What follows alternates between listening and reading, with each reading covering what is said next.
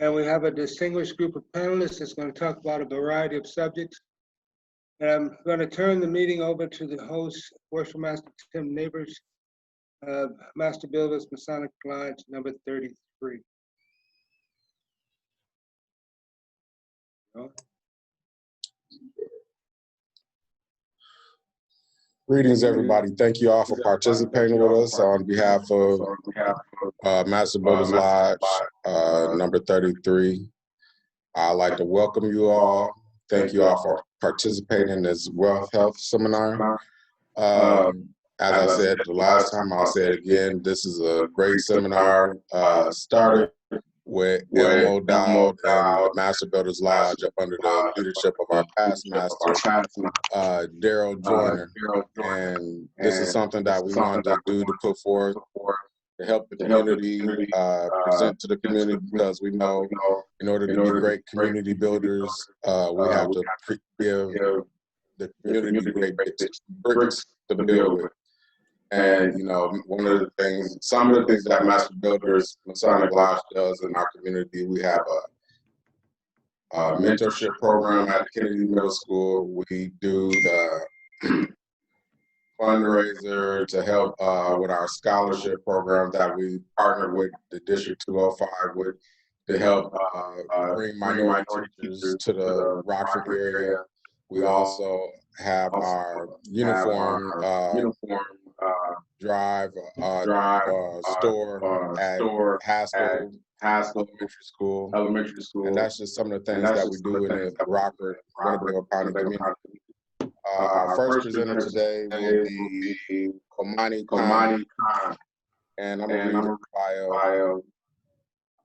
Khomeini began his career in the financial service industry in 2001 and currently works with Equitable Investors. He received a degree in economics from the University of Illinois and holds certificates as a certified financial planner, professional certified estate planner, and registered employee benefits consultant. Specializes in working with individuals and businesses to help them accomplish their goals. Khomeini grew up in Chicago, stays involved in the community through his works with organizations such as Kappa Alpha Psi Fraternity Incorporated, the Memorial Scholarship Fund, and Junior Achievement. His motto is financial education from the start. Here is Khomeini. Thank you. I appreciate that introduction. I was getting a little feedback. I don't know if you all hear an echo, but if you do, you can mute it and it should stop the echo. But I certainly appreciate you all having me this evening to talk about financial wealth health. I appreciate the opportunity. I'm going to share my screen with you and talk a little bit in detail about financial wealth health and financial planning in general. So let's see here. All right. So hopefully everybody can see that clearly. And so this evening, I would like to talk to you all about financial wealth health. Like I mentioned, the title of my presentation is Financial Strategies 101, Dollar and Cents, Making the Most of Your Money. And so when it comes to financial planning in general, the first thing we want to do is want to just cover the disclaimers. Any information I talk about this evening is not intended to be tax or legal advice and is strictly for educational purposes.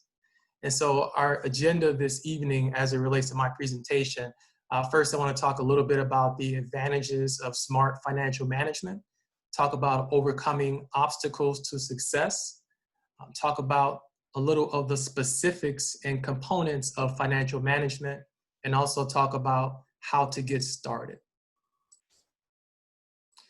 And so if we think about financial management in general or financial planning, when I'm working with clients, I tell clients to think about financial planning like building a house. You know, when you build a house, one of the first things you do is you want to have a plan drawn up for you. And generally, an architect would draw up that plan for you. And so I think about financial planning in the same way. You essentially want to put together a plan to accomplish your long-term and short-term financial goals, and you want to have a financial planner work with you to do that. Just like when you build a house, you don't necessarily have to have an architect, but it certainly makes the process much easier if you do have an architect. Just like when you put a financial plan together, it's probably going to be a little bit easier to have a financial planner working with you to help you put it together to accomplish your goals. And so I think about it like building a house. And so from a financial management perspective, it really begins with your first paycheck. Your paycheck is where everything flows from. It's what, comes into the household and how you can fund any other financial goal that you have. And so your first paycheck is the most important things when it comes to financial management. Having a program in place or having a financial plan is simply a map or a roadmap to help you accomplish what you need to as it relates to those specific financial goals. And the advantages of financial management, it helps you keep focused on those specific goals. It helps you track that game plan that you put together with your financial planner. It helps you coordinate all of those goals to make sure that they're all working together to achieve the overall financial goal of what that is for you. And finally, it helps keep you organized in what you're trying to do and what you're trying to accomplish. Organization is extremely important when it comes to any goal. And so having organization is very important in that aspect. And so what are some of the obstacles to financial success? And so some of the obstacles for financial success, they include having expectations but no goals. You might say, hey, I want to retire, one day. Well, when is that? Is that age 55? Is that age 65? How much money do you want to have? And so having specific goals is very important when it comes to achieving financial success. Also, debt management, what we call the kiss of debt. Making sure that you can manage your debt is extremely important because it's an obstacle to financial success. And then finally, you have inflation and procrastination. And so addressing the first obstacle to success, consumer debt. And so when you build a financial plan, you take several aspects into consideration. But of course, understanding those main roadblocks that keep you from achieving your goals are very important. And consumer debt is one of the biggest ones. And so one of the first things you have to do is, of course, you have to stop charging. You have to put that charge card aside, whether you need to cut that card up or set it aside, but you have to stop charging. And so if you can develop a plan in how to pay off any consumer debt that you have, that's going to go a long way to helping you achieve your financial goals.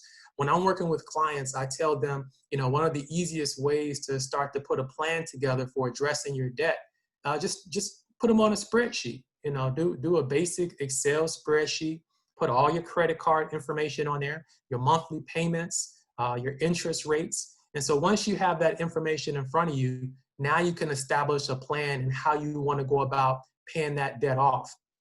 Generally, you start with the highest interest rate cards first. So if you got a card that's 25%, 30%, you start with that one and you work your way backwards. You also want to do it in combination with the lowest overall balance. And so if you got a card that's 25% interest, but it's just $1,000 on it, you pay that one off first. And then after you pay that one off, the money that you were spending each and every month on that card, now you redirect that towards the next debt and the next highest balance, whether it be $2,500 or $3,000. And so you do it step by step, card by card, until you get all that debt paid off. Now, it might take you a number of years to do it, but the most important thing is to have a plan in place to be able to accomplish that, because it's not going to happen by itself. If you continue to just pay the minimum amount and you do it each and every month, it might take you 15, 20 years to pay off that debt. And so you want to have a plan in place and you want to pay more than a minimum each month, and you want to go about it in a coordinated way. And so that's one of the ways that you can address your debt. Another obstacle to financial success is what we consider inflation. And so inflation is the cost of everything going up every year. And so some of my clients, they will put money under their mattress or in the shoebox. They say, I need to keep some money on hand just in case. I say, okay, that's fair enough. But, you don't need to have too much money under your mattress or in the shoebox, because that money that you have under the bed or in the shoebox is not earning any interest. And so therefore, you're actually losing money by keeping it under your mattress, because if you put that $100 under the mattress today, 10 years from now, it's not going to be worth the same $100. You're going to be able to buy much less 10 years from now than you can right now. So it's important that you keep pace with inflation by putting your money in places that can grow it and earn interest.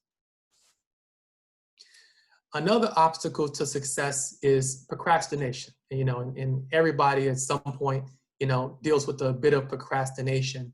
But procrastination is definitely something you have to overcome as it relates to achieving your financial goals. And so if you look at this example right here, we take a 25-year-old. So you take a 25-year-old, and if they start saving right now, $189, just a little under $200 a month, by the time they reach retirement age, 65 in this example, they'll have about $500,000, right?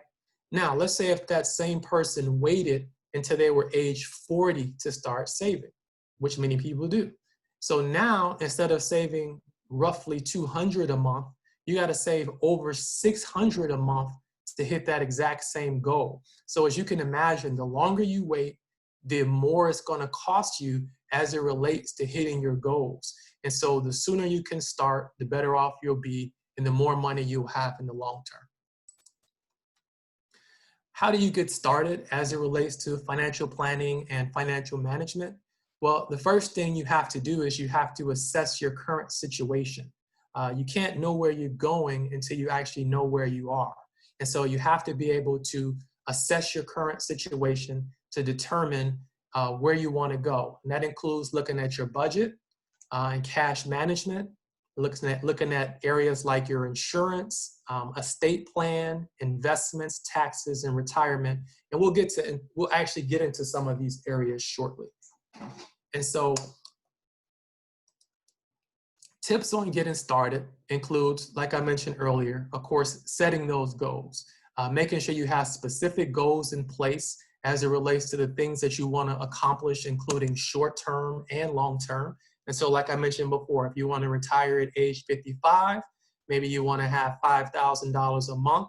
That's a specific goal that we can do some analysis to help you figure out how much you should be saving per month and where you should be saving it in order to achieve that goals. It also could be saving for college for your kids, et cetera, et cetera. But the most important thing is establishing that goal so you can figure out how to work backwards in order to achieve it.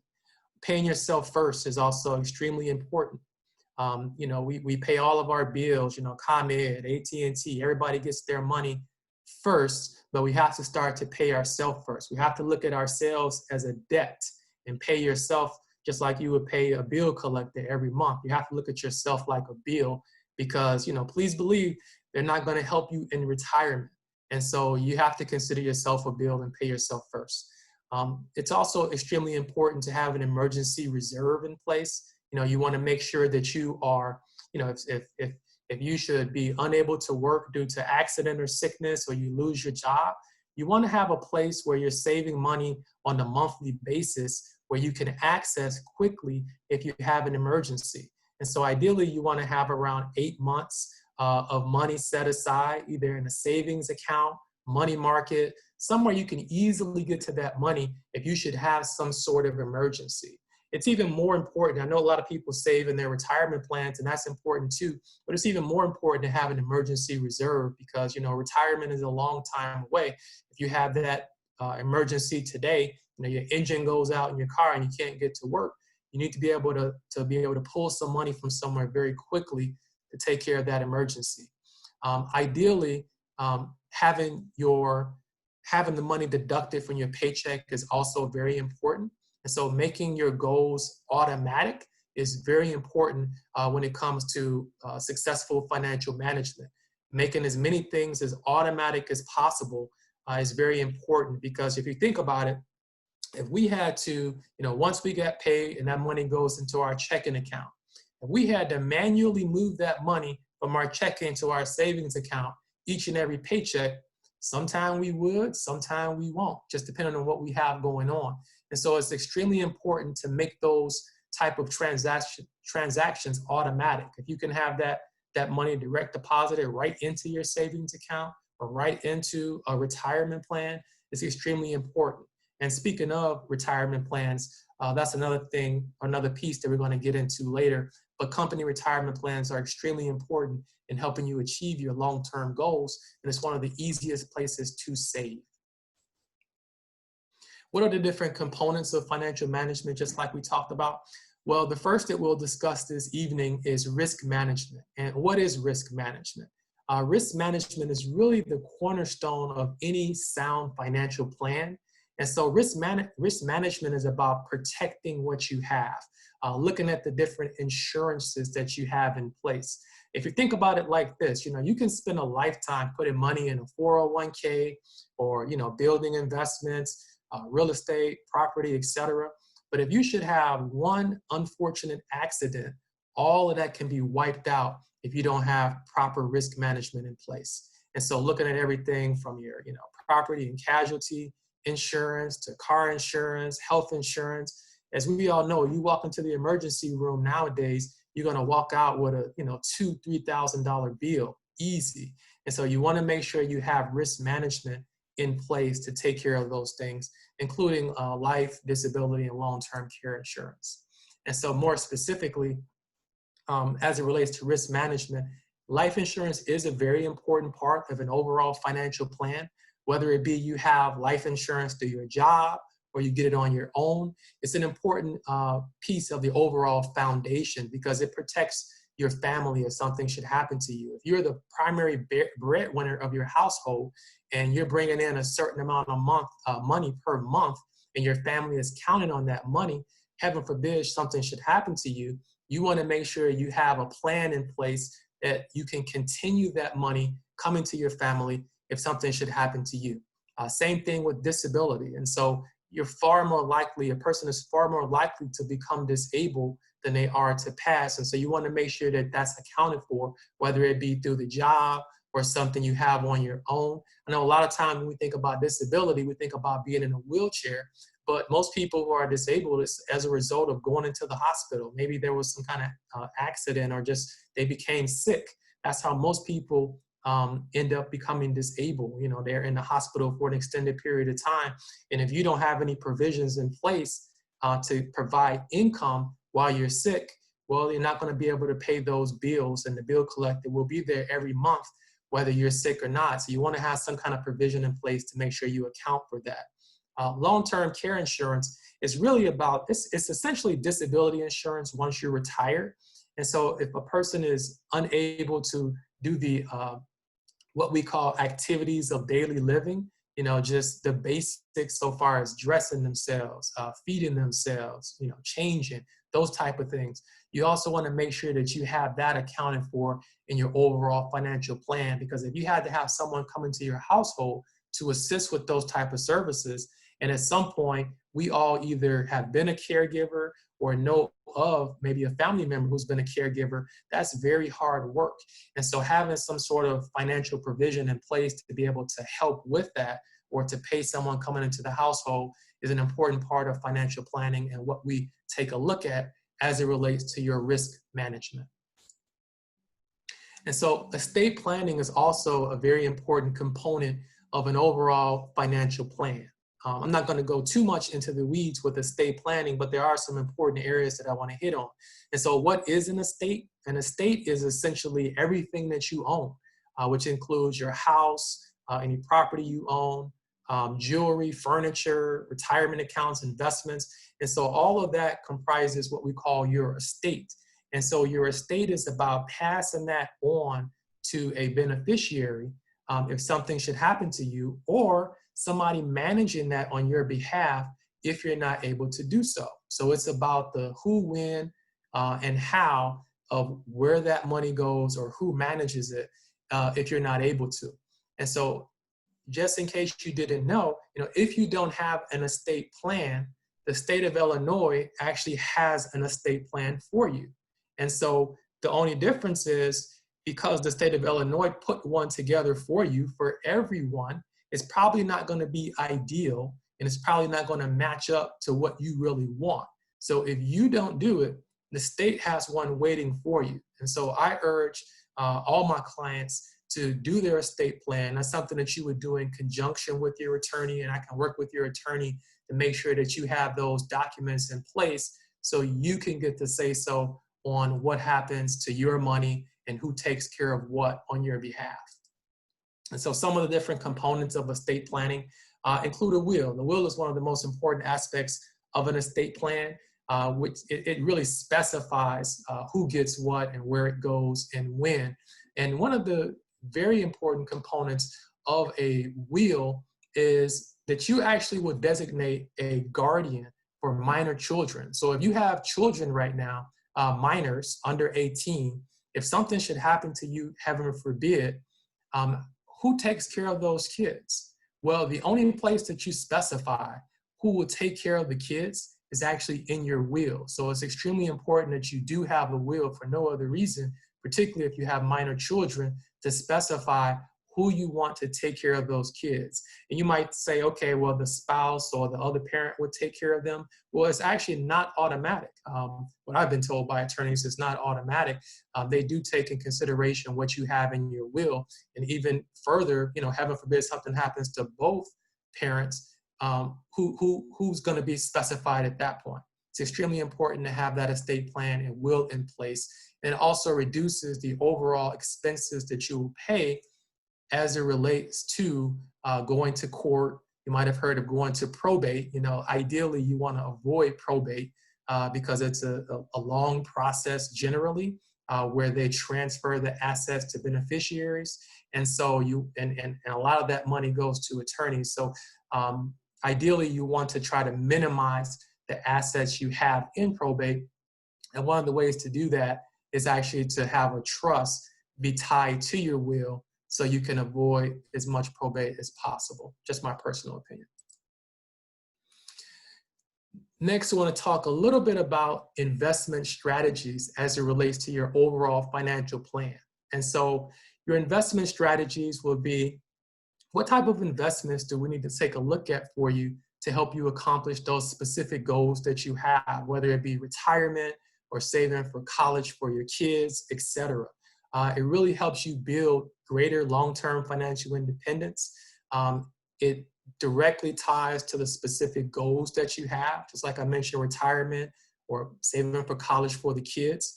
And it's important that you develop a program to meet those specific goals. And so once we determine those specific goals, then we can help you figure out what type of investments or investment strategies will be most appropriate to help you accomplish those goals. And specifically, one of the first things that we do when it comes to developing an investment strategy is we look at your risk tolerance. What is risk tolerance? Risk tolerance is essentially how much risk are you willing to take in order to achieve the goals that you have established for yourself. And so are you a person who is very conservative and you're on that left side of that graph where you don't like taking very much risk? Or are you on the opposite end of the spectrum when you consider yourself a risk taker or aggressive? And so the more risk generally a person is willing to take, the more potential reward or interest you can earn on your money. And so it's very important to make sure, pardon me, I gotta plug my computer in. And so it's very important that you were able to look at your risk tolerance and help figure out, and we're able to figure out exactly how much risk you should be taking with your overall financial plan. And so another important area that we would take a look at, let's see here, is how do we manage that risk in such a way where we're minimizing your overall risk generally in your portfolio. So some of the things that we'll actually do is diversification. Everybody's probably heard of diversification. What is diversification?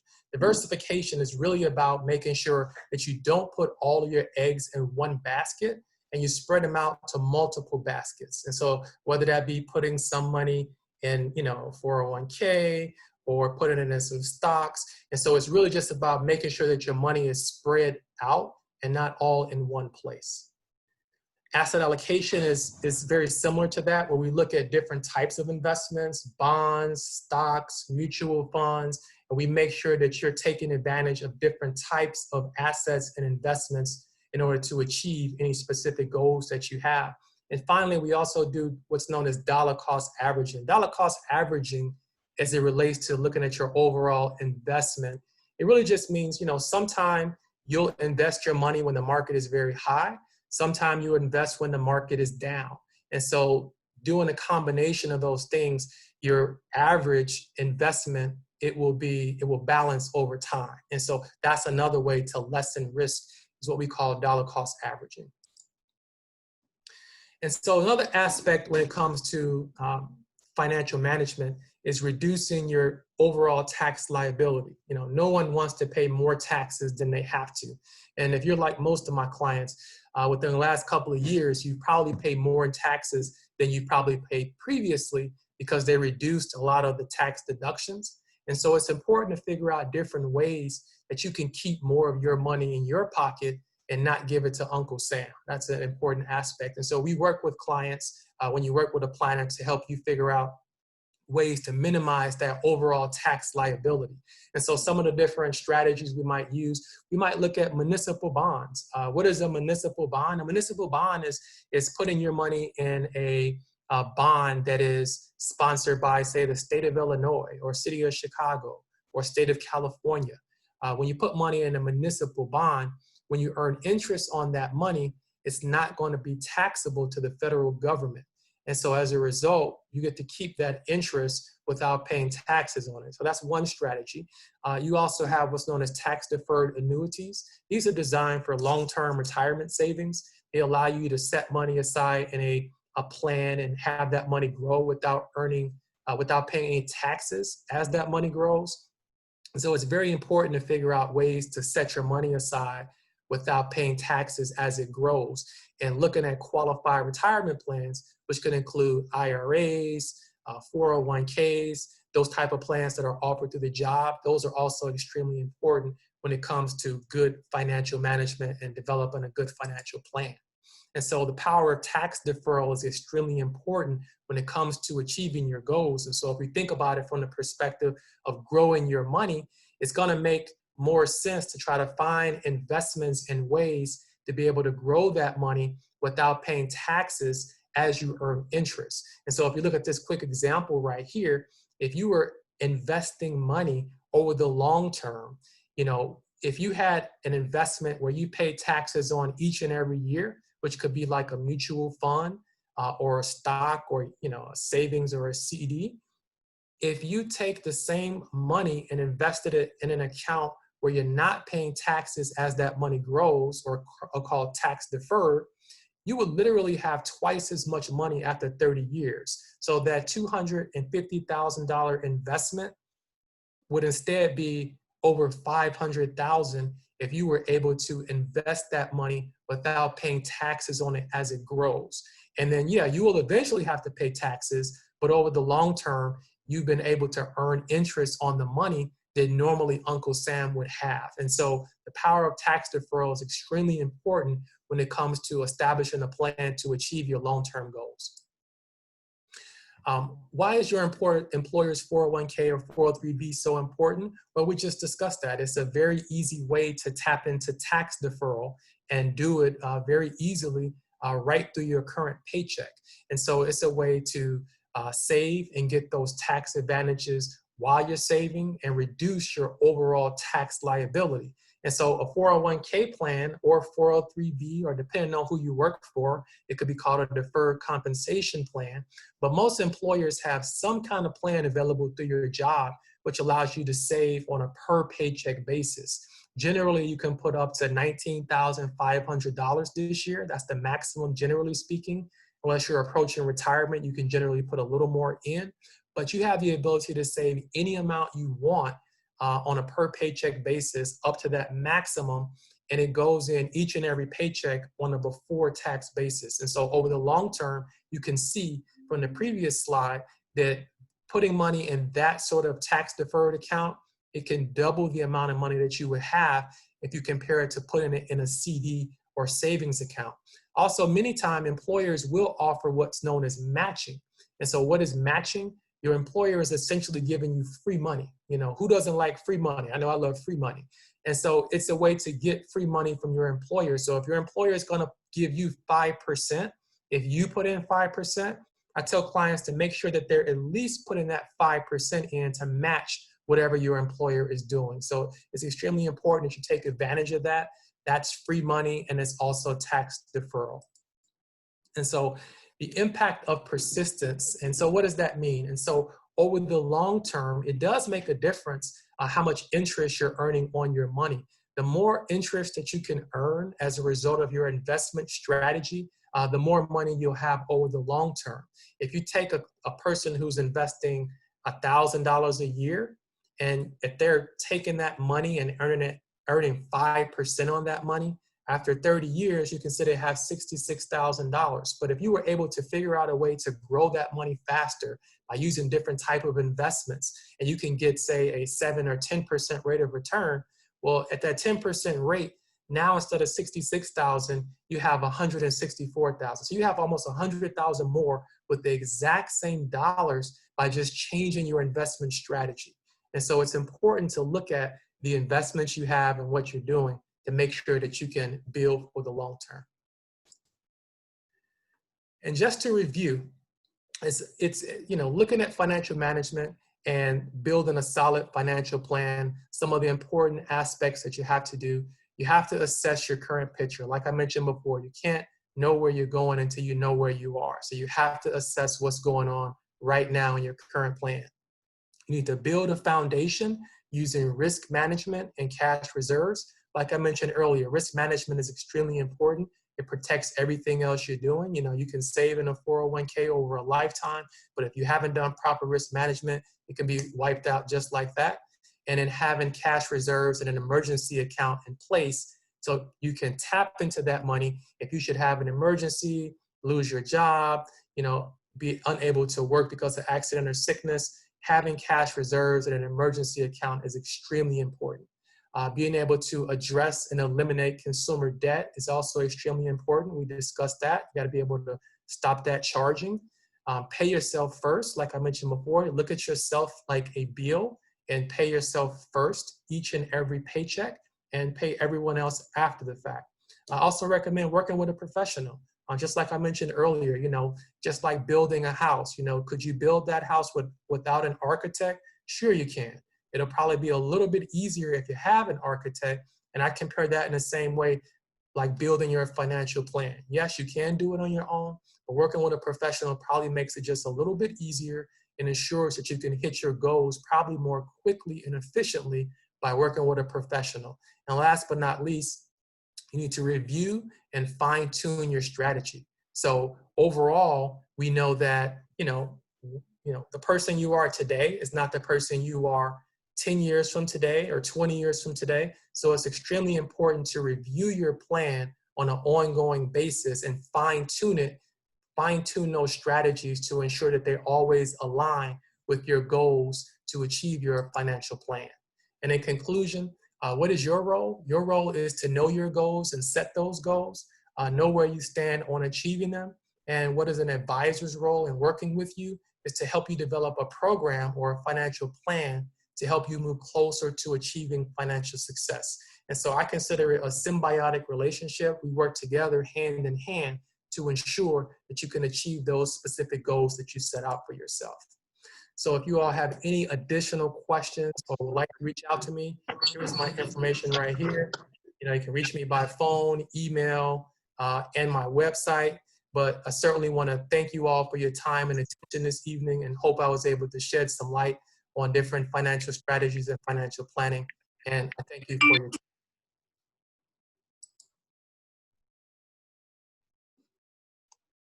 Thank you, Khomeini. One question I have right now, Cedric Lewis asks, how can you see even 5%. Personally, I haven't seen that kind of yield in 15 years. So the question is, how can you bump up that interest you're earning? Is that essentially what the question is? Oh, you got it on mute. That's what it looks like. Okay. So you want to, whenever you develop your investment strategy, you want to look at it from a long-term perspective. In the short term, obviously you got ups and downs so far as what's going on with the stock market. The market was crazy in March, it took a big crash. But actually since that time, a lot of that money has come back. And so if you think about over the last few years, the market has actually averaged, maybe about 10% over the last few years. And so just depending on where your investments are, you want to look at your overall investment strategy and look at those specific goals. And so the more time you have, the more risk you can generally take with an investment. And in that way, we can look at more things like stocks and ETFs and mutual funds. And those would generally give you a higher interest rate as compared, or higher rate of return, not guaranteed, but over the long term, they generally outperform, CDs and bonds. And so it's really taking a long-term approach. I know you said the last 15 years, but the market in the last 15 years has actually given you an average rate of return of over 10%, as long as you were taking advantage of market-based investments. So that's why it's important to have a mix of investments that you're looking at.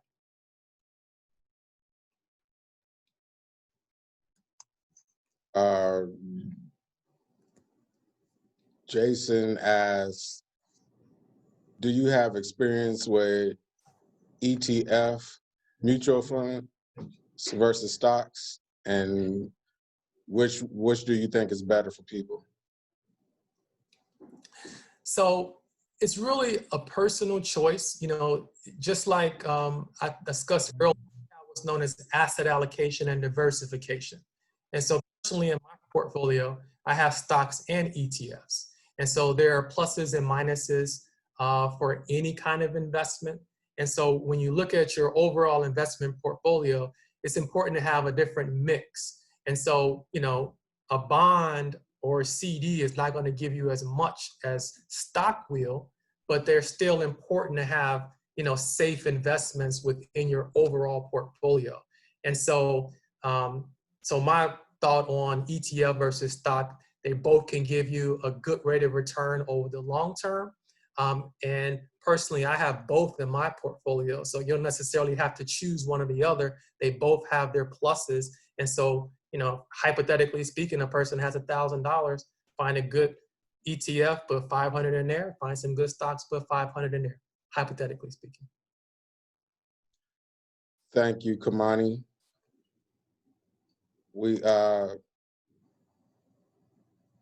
Thank you for all that you talked about. It was a wealth of knowledge that we've gotten from you. Just give me 2 seconds right quick.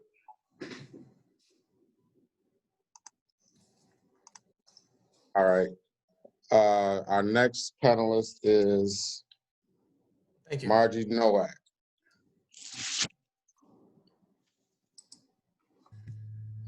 Margie has been a mortgage lender in the Rockford area since she moved here in 1991 after starting her career in Grand Rapids, Michigan. Finding the right mortgage program for your new home purchase or refinancing of your current mortgage is her specialty. After listening to your needs, she will guide you to the best way to finance your primary residence, second home, or investment property. Excellent communication is important throughout this process. Also, establishing trust and confidence with clients is her main priority. She is proud to say that she has many repeat clients who readily refer their family and friends for their mortgage needs. Outside of the office, she recently served on the board of Cartias, whose focus is on the betterment of the St. Elizabeth Center here in Rockford. She's also been involved with the Women's Council of Realtors and has served on various committees of the Rockford Area Association of Realtors for almost 30 years. Margie, her husband, and her 2 children are all graduated from Marquette University in Milwaukee. She enjoys traveling to new places, golfing, reading, and attending many local events in the Rockford area. Welcome, Margie. Thank you. All right, good night. I hope everyone's having a good night. I'm just going to touch on a few things. I'm not going to bore you with a lot of details. I also did not put a PowerPoint together. Our industry is changing rapidly is an understatement. So I'd like to go over a little bit about buying your first house.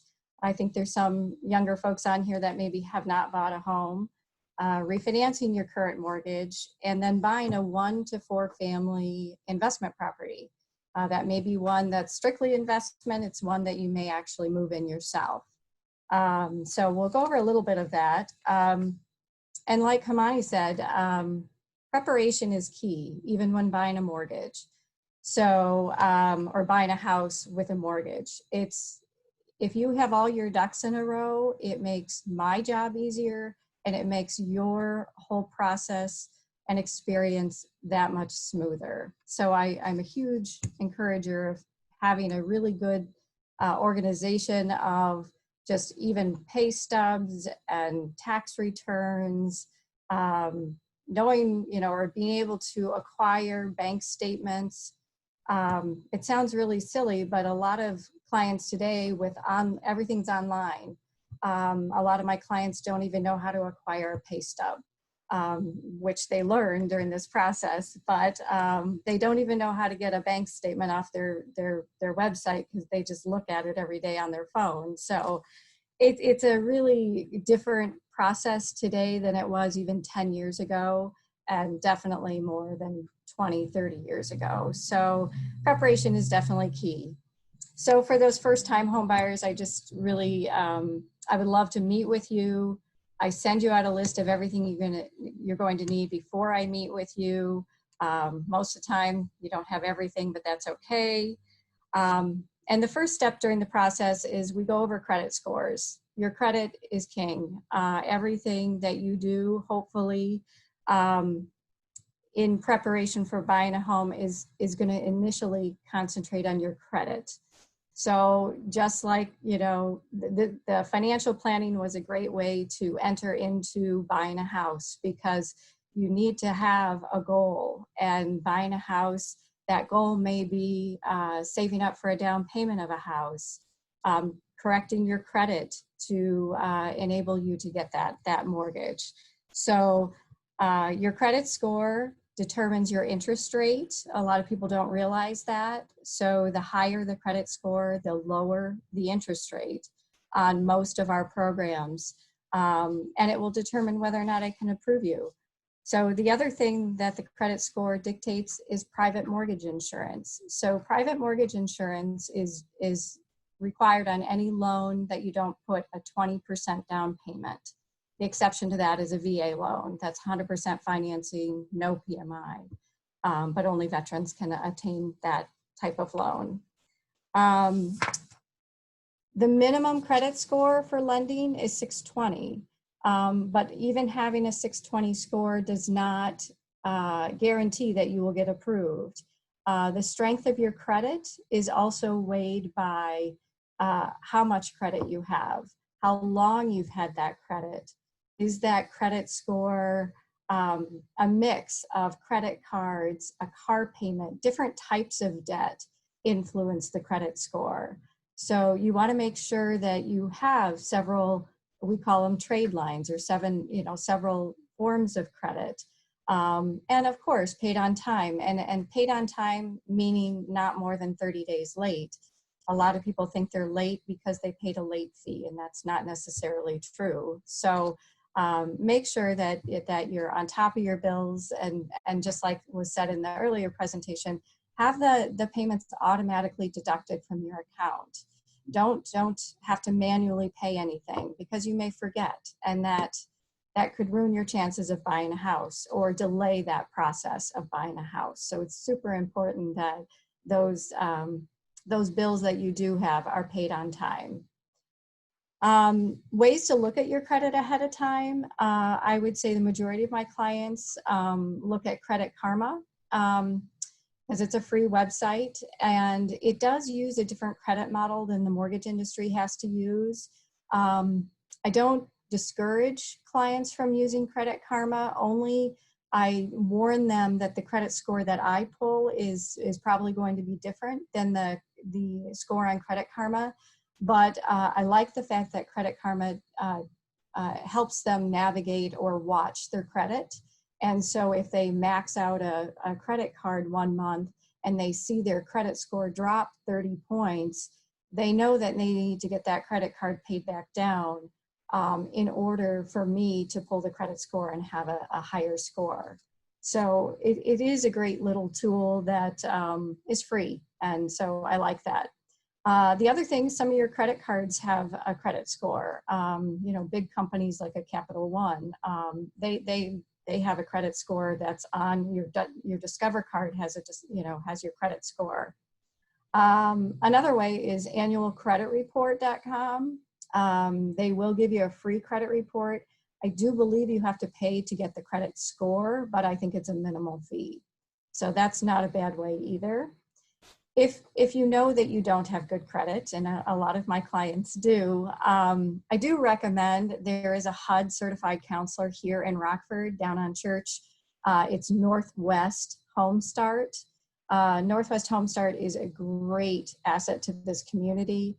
They will sit down with you. They will build you a budget. They will, put all your bills, in front of you and go through it just like Khomeini talked about in the beginning. Pay off that highest interest rate credit card first.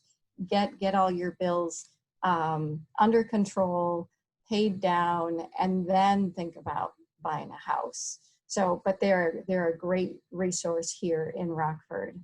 And I think typically they don't charge. Maybe for some of the things they do, but I would definitely check into their resources there. Funds for closing. A lot of people have the misconception that you need a large down payment today because of everything that happened in 2008, 9, 10 with the foreclosures. The down payment amounts did not change. You can get away with as little as 3% down if you're a first-time home buyer. You do have to have pretty strong credit to do that. For an FHA loan, which is a little more lenient on credit, they still just require 3.5% down. So there are still programs out there, and I do a lot of them with minimal down payment. You do not need 20% down, and a lot of my first-time homebuyers think they need a much larger down payment. Therefore, they don't come in for a while.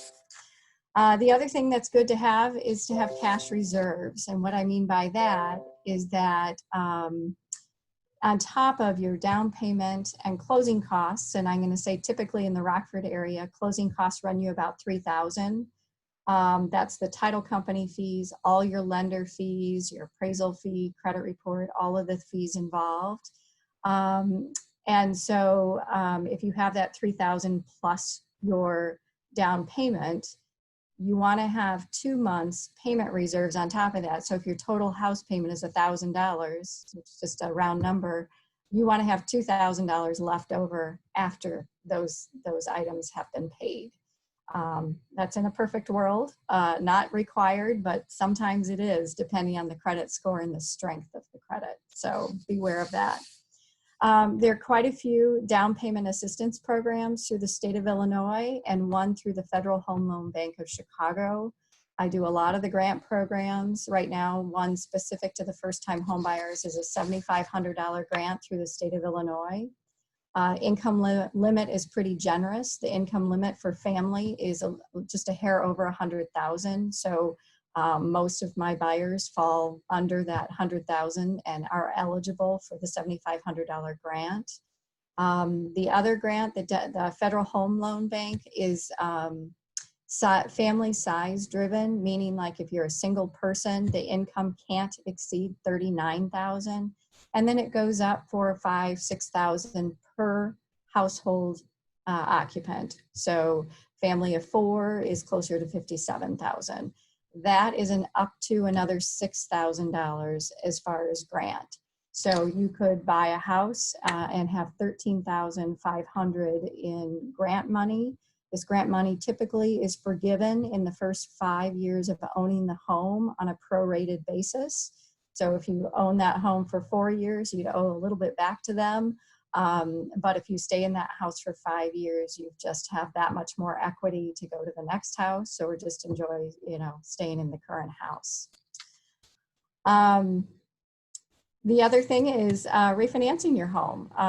That a lot of people, we have been extremely busy since March. 7 days a week typically. And because so many people are buying homes, but also refinancing their homes. So why would you refinance? Obviously would be to get a lower rate. But the other thing is people refinance to get a lower term. They want to pay it off faster.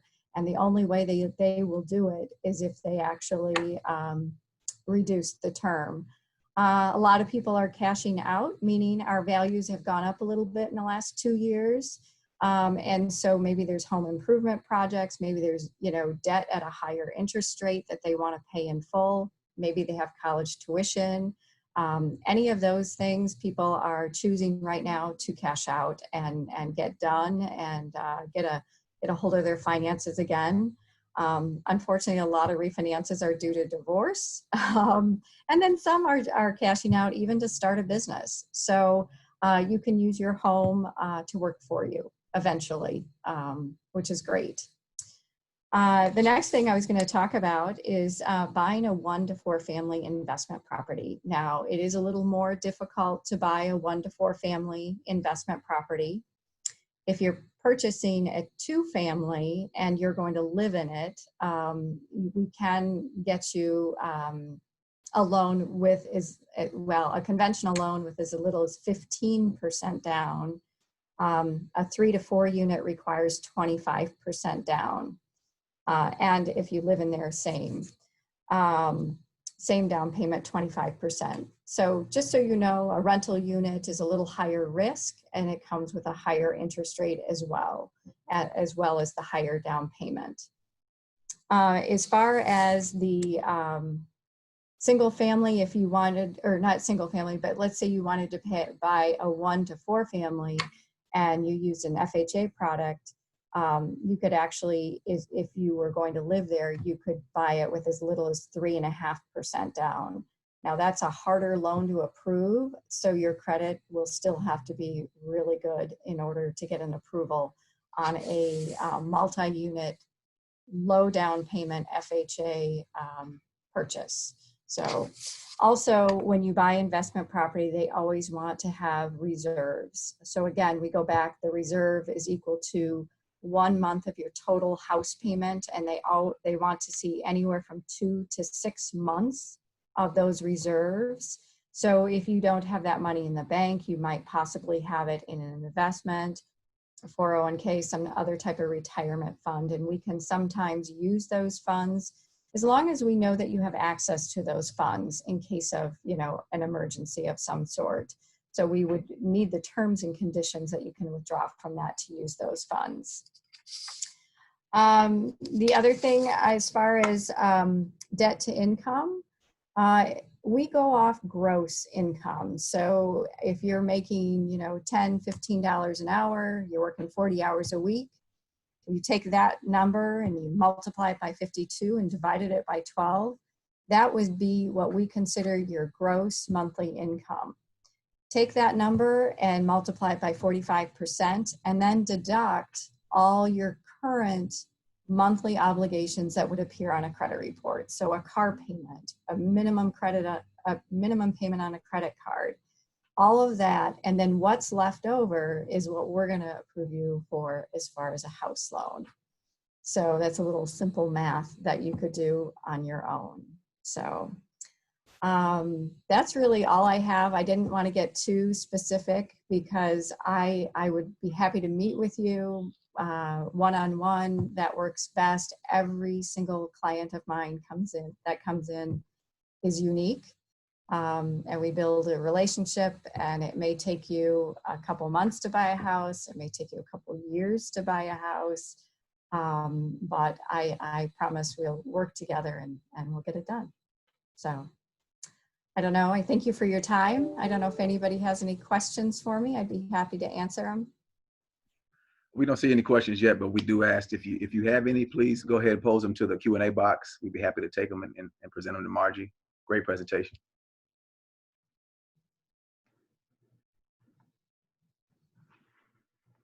You guys are making it easy on me. I like it. I think the presentation was just thorough enough to where we didn't need any All right. follow-up. That'll work. Thank you very much. You're welcome. So what we want to do now is invite Mr. Solomon Foley to be prepared to present. What I'm going to do is read a brief bio for Mr. Foley. So Solomon Foley grew up and attended school in East St. Louis, Illinois, graduating from East St. Louis Senior High School in 1976.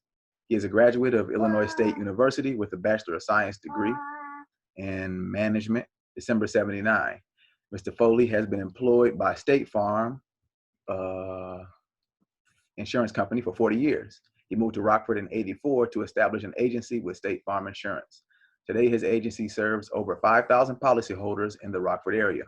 He has been involved in many organizations in the Rockford area, which includes YMCA, RAM, United Way, Rockford Association of Life Underwriters, Rockford Area Chamber of Commerce, Rockford Local Development Corporation, and several banks.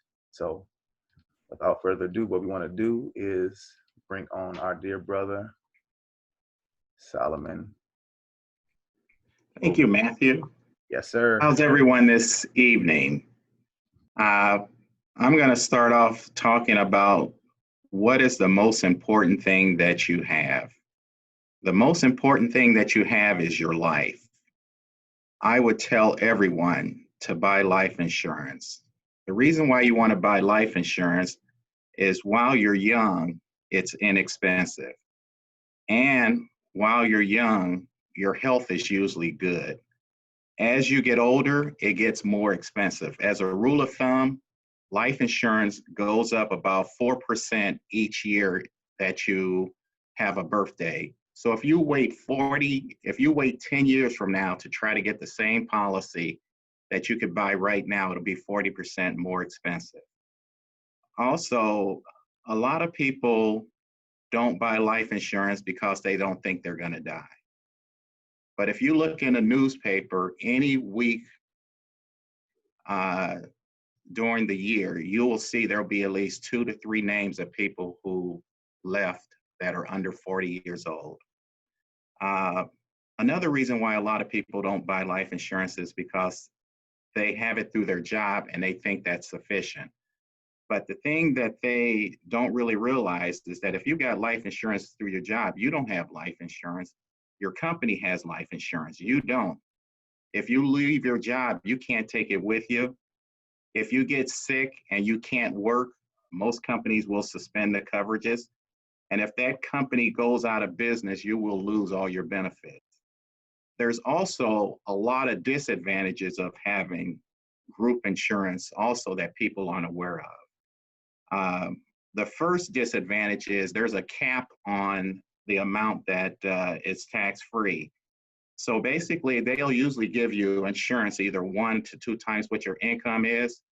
But if something happens to you and there's a death benefit paid out of more than $50,000, the first $50,000 is tax-free.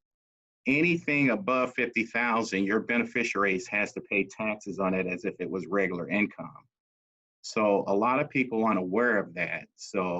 But by having your own individual life insurance policy, if something happened to you, that full amount under current tax laws will go to your beneficiary tax-free. Also, a lot of people don't realize that under your group insurance policies, suicide is not covered. Basically, if you look at statistics, for every 1 homicide that occur in the United States, there are 2 suicides. And so basically, the majority of the group insurance policies will not cover suicide. Also, if you die while committing a crime, your group insurance policies, the majority of them will not cover. And guess what is one of the things that happens to a lot of people, that they die prematurely, and that's from a DUI. So basically, if you die while driving your car and it's determined that you've been drunk, your group insurance through your job may not pay. And then also, one of the main reasons why you want to have a life insurance policy other than through your job is because as you get older, your health changes. When you're in your 20s and your 30s, your health is usually good. But when you hit 40, that's when everything starts to happening. High blood pressure, cholesterol, heart problems, and things like that, diabetes. And then when you look at your family, if your mother or father are taking any type of prescription medication, there's a good chance that as you grow older, you'll be taking prescription medications also. So if you have any of those situations, basically, you want to get a policy on you while you're young, because as you get older and things start happening to your health, you may find yourself being uninsurable, because if you have a heart attack or a stroke, or if you basically are on a prescription medications, the insurance company is going to rate you, meaning they're going to charge you a higher rate than the standard rate because of those pre-existing conditions. But if you have a small policy on yourself while you're young, you don't have to worry about those things. And then I run into a lot of situations where people say, well, my credit union or my bank basically has insurance on me. That's usually a decreasing term policy that they have to cover a loan that you may have. And if that bank or that credit union is sold, chances are those benefits that you have can be either reduced or dropped, because they have no obligation. The new bank has no obligation to carry over those benefits and everything. So I suggest you always have a small policy on yourself. And then talking about car insurance, there are a lot of factors that come into play when you buy car insurance. They look at where you live, whether or not you had any accidents or tickets, your age, and what type of car that you drive. But I'm not supposed to be saying this, but I can tell you that the main factor that determines what the rate you're going to pay for car insurance is your credit score. The higher your credit score, the lower your insurance rates are going to be. And then most people don't know what a credit score is or how to read a credit score. Basically, the highest credit score you can have is 850. And the lowest credit score you can have is 500. And I'm going to show you what the bank, what the insurance companies, and what all institutions basically see when they see your credit score.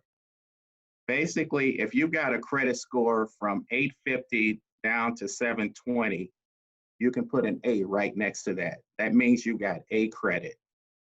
If you got a credit score from 719 down to 700, you can put a B next to it. You got B credit.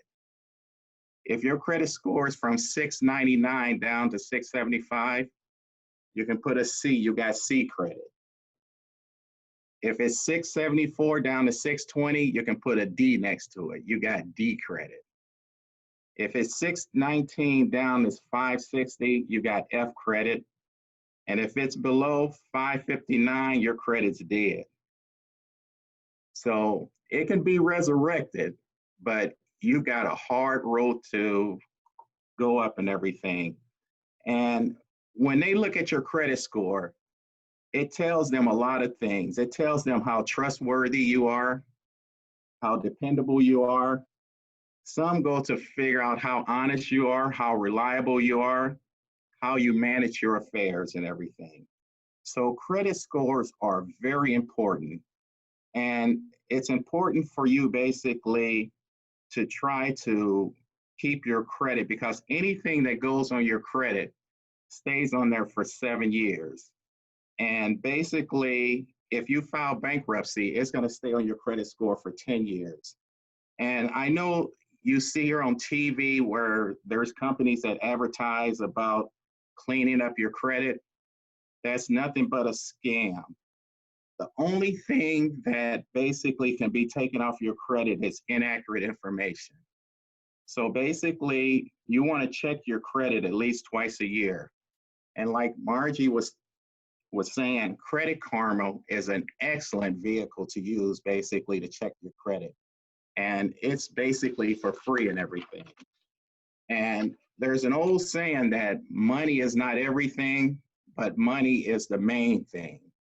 I tell people all the time, when it comes to money, do not loan money to your friends, because you're going to lose both your money and your friends.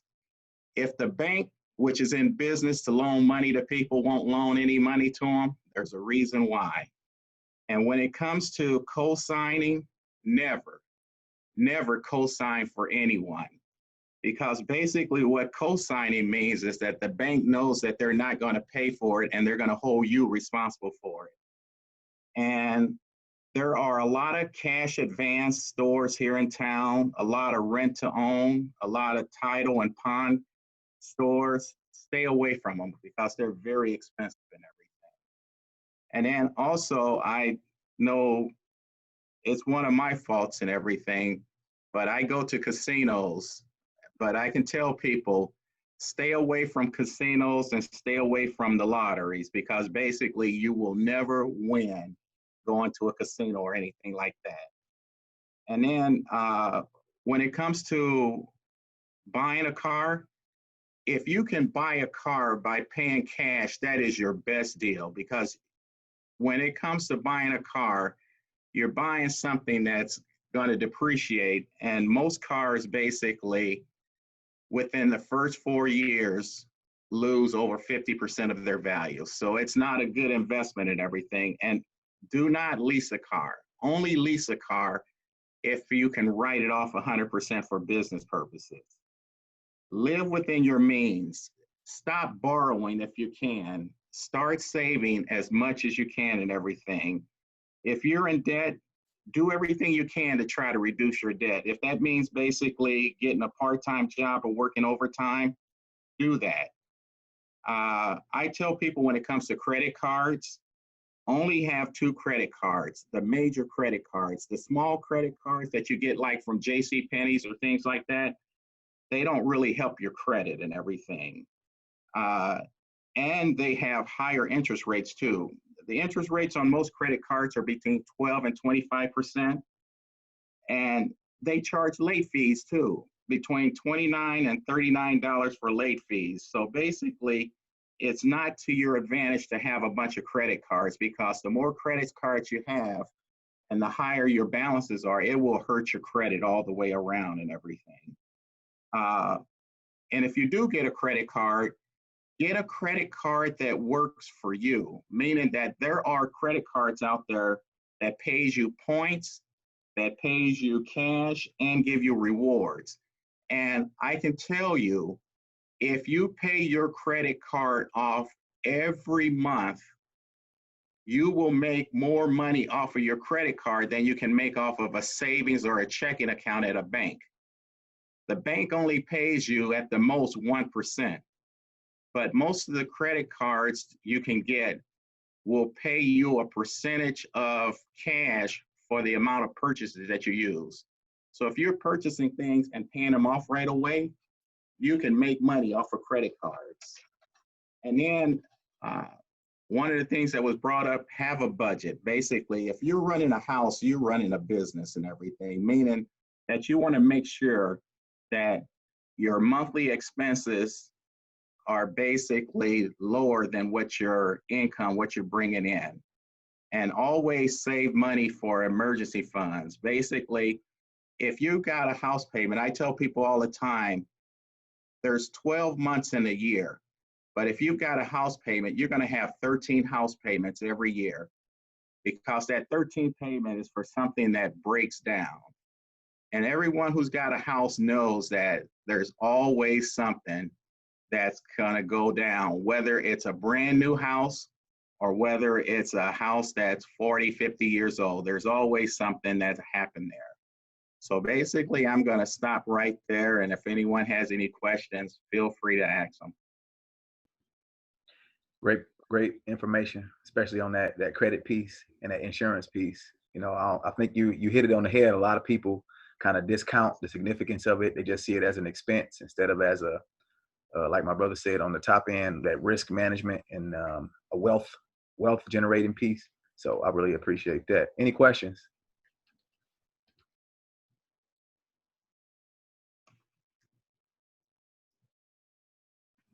All right.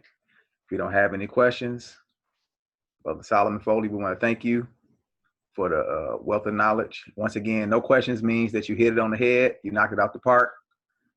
You know, there's no need for questions when you were thorough as you have been. You know, so thank you, brother.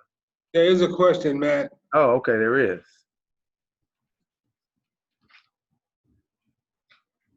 As a rule of thumb, how much life insurance do you need? Basically, you want to carry 3 to 5 times whatever your income is for life insurance, because you want to make sure that if something happens to you, your family can be able to continue to live the lifestyle that they're accustomed to. But I would tell someone, especially if you're not a millionaire, buy as much life insurance as you can, because if something happens to you, you want your wife, you want your family to be better off than when you were basically taking care of everything. And I have conversations with men all the time that basically you want to buy enough life insurance so that if something happens to you, your wife don't have to marry the first joker that comes along. The women love that because they love to have those options. All right. Thank you for catching that question, brother. And great response. Buy as much as you can. So any more questions?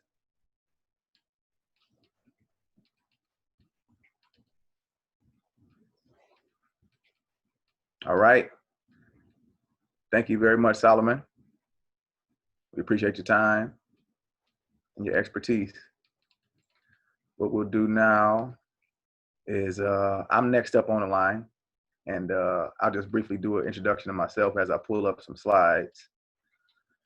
And I would just say, my name is Matt Simpson. I'm honored to serve as the junior warden for the Master Builders Masonic Lodge. And I'm also a partner in a business called 815 Capital. And we are, what I want to do is just share, as you can see here, just a quick partner presentation that we do when we are pursuing collaborative projects. So didn't you graduate from some college? Yes, I did. Yep, I went to school for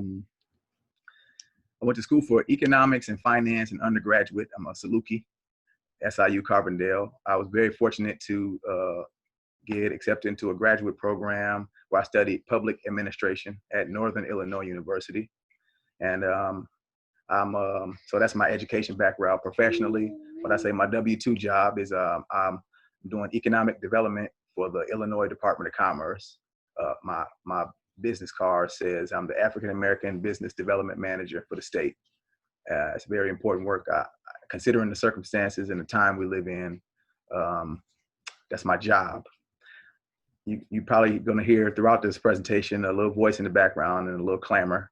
That's probably my most important job. I have a 2-year-old daughter. She'll be 3 in October. Her name is River.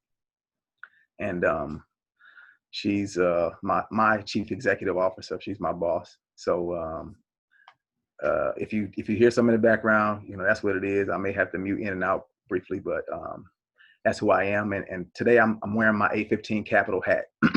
So what I'm going to do is just breeze through this presentation. Just briefly, who is 815, what our ethos and values are, and then how we approach collaboration. Then I'll just share some information, not advice, because we've had professionals on the line who can give you some advice. I'm an entrepreneur, and I have a perspective. So I'll be sharing information based on my perspective, and you can do with it what you would like. It's helped me a lot, so I just want to share some game, as we say. So A15 Capital, we have this kind of purpose statement where we say that we understand that people find value in rich experiences and quality relationships, meaning that if you can bring those two things to people, they will dig in their pockets and pay you. So we try to bring those things to people, pursuing 3 strategies. That is housing, real estate, multifamily residential real estate. Then we do some partnerships, we say product development, and then we do events and entertainment. We do business based on a set of ethos and values. And first one is creative spirit, being creative to solve problems. Second is self-determination. That is being able to dictate what's in front of you for yourself instead of from pressures that are coming from outside of you. The third thing is love for our city and our community. We are invested here in Rockford. We do see global aspirations, but we do love our city and our community. And then those last 2 are in a purpose statement, those rich experiences and those quality relationships. These are the values and the ethos we carry into our investment decisions and in the business that we do. So just some examples of each category.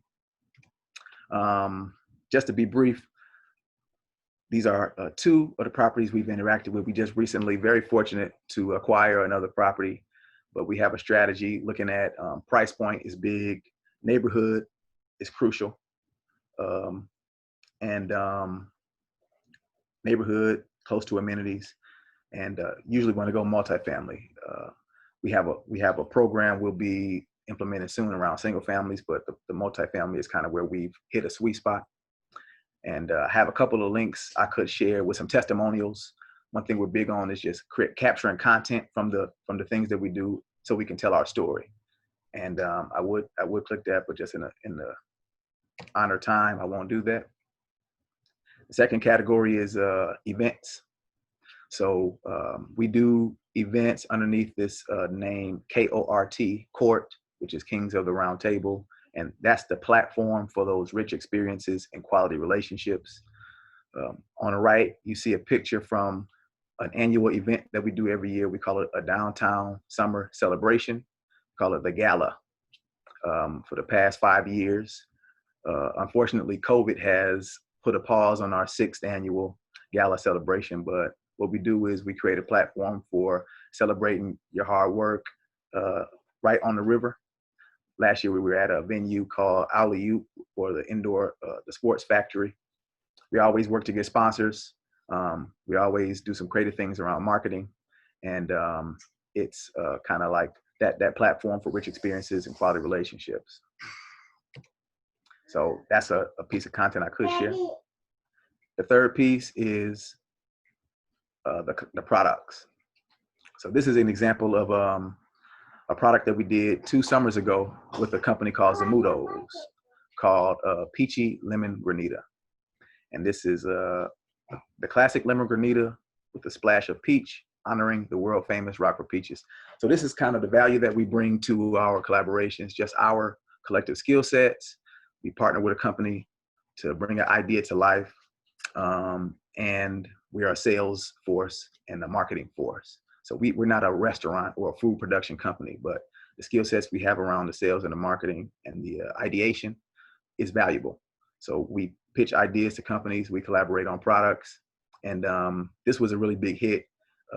It was an exclusive product that was sold at a festival, downtown festival in Rockford called the City Market, and for consecutive weeks we were able to sell out a product. So it was exciting to do, and looking forward to more products like that. So just more content we can create. Another example is we collaborate with a boutique in Rockford called the Rockford Art Deli. And they've kind of got the market cornered as it relates to merchandise that is Rockford centric.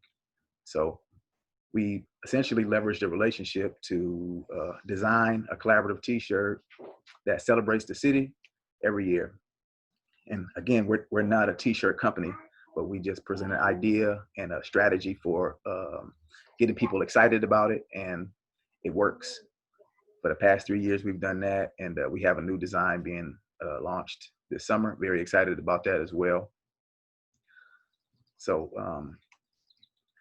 and again, I have more content I could share, but so this is where I want to just share my perspective and just some information that I've gathered over. We were founded in 2014, so we've been doing business for 6 years now, and it's a group of 5 young men. We're all connected to Rockford in various ways, and working in different professional capacities, but we've scraped our pennies together to invest in our community. Okay, Ruby, go potty, Ruby. Go ahead, go potty. And first thing you want to ask yourself is, what are you in it for? So there's a lot of conversation, different reasons for investing in the stock market, purchasing insurance. Real estate is a big investment. So you really would just want to understand, what are you in it for? You know, do you want to retire off the fund? Do you want to tap into some tax benefits, rental income? You know, guys, if you want to just give me one moment briefly.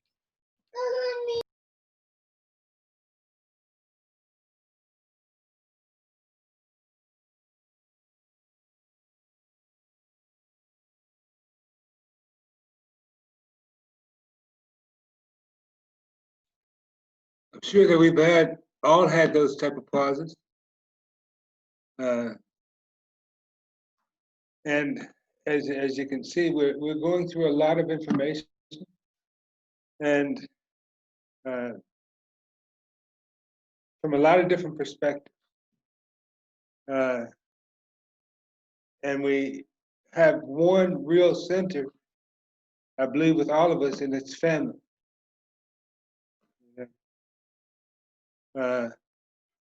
So, you know, when we see Matt do his real job, you know, and take a break from telling us what he's doing otherwise, we can all understand that. So I'm sure he'll be back in just a moment.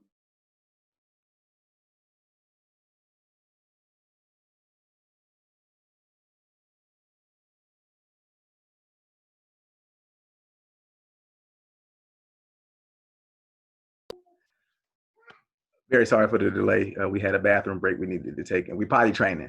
So you definitely want to jump on these windows when they tell you got to go. So again, I want to apologize for that. But first question is, what are you in it for? You have to determine on the front end. People are very excited about the concept of real estate, but you got to know it's a very, very big undertaking and a big endeavor to get into. So you want to know, why are you trying to do it? Some people are flipping. That's cool to do. Some people want to rental income. That's kind of what our strategy is, looking at price points and margins. Some people, you know, you want to purchase a property or maintain a property to support family and assist your relatives and loved ones. And maybe you're not in it for money, but whatever that reason is, you want to know what you're getting into, because that manages expectations. So you understand, you know, inflows and outflows of money, and you kind of don't get your feelings hurt, as they say, trying to get into this fantastic real estate industry. You got to know what you're in it for on the front end. Me and my partners got into real estate for value, property value, and then rental income. Looking at areas where we feel properties are undervalued, and leveraging some of the skills we have around facilities management and improvement, and selling to secure tenants, and capitalizing off rental income. So we worked the model to a pretty good degree at this point. We've seen substantial increases in one of the first properties we bought, and we always tweaking the model. So you just got to know what you're in it for. Second question is, well, the point is you have to start somewhere, and where you start is important. You know, it was a lot said about savings. The mortgage lender said a lot about having savings. The The financial planner talked about savings as well. Some people, you use your savings and you're thinking about, oh, I want to get in the game. I want to jump off the porch. I want to get in the game. And then sometimes you're just kind of analyzing so much and you don't make a move. You really you got to pull the trigger on something eventually, but you have to be very mindful about what you jump into. And I always say where you start, meaning the location of the property. Because you can change a paint job on a house or the kitchen layout, but it's really hard to change your neighborhood. And be very mindful when you decide to purchase a property, where it's located, what it's close to, what are some of the histories around property values and turnover, residential turnover, things like that. So you got to start somewhere. Don't sit on that money too long if you want to get in the game, but be very mindful about where you are investing.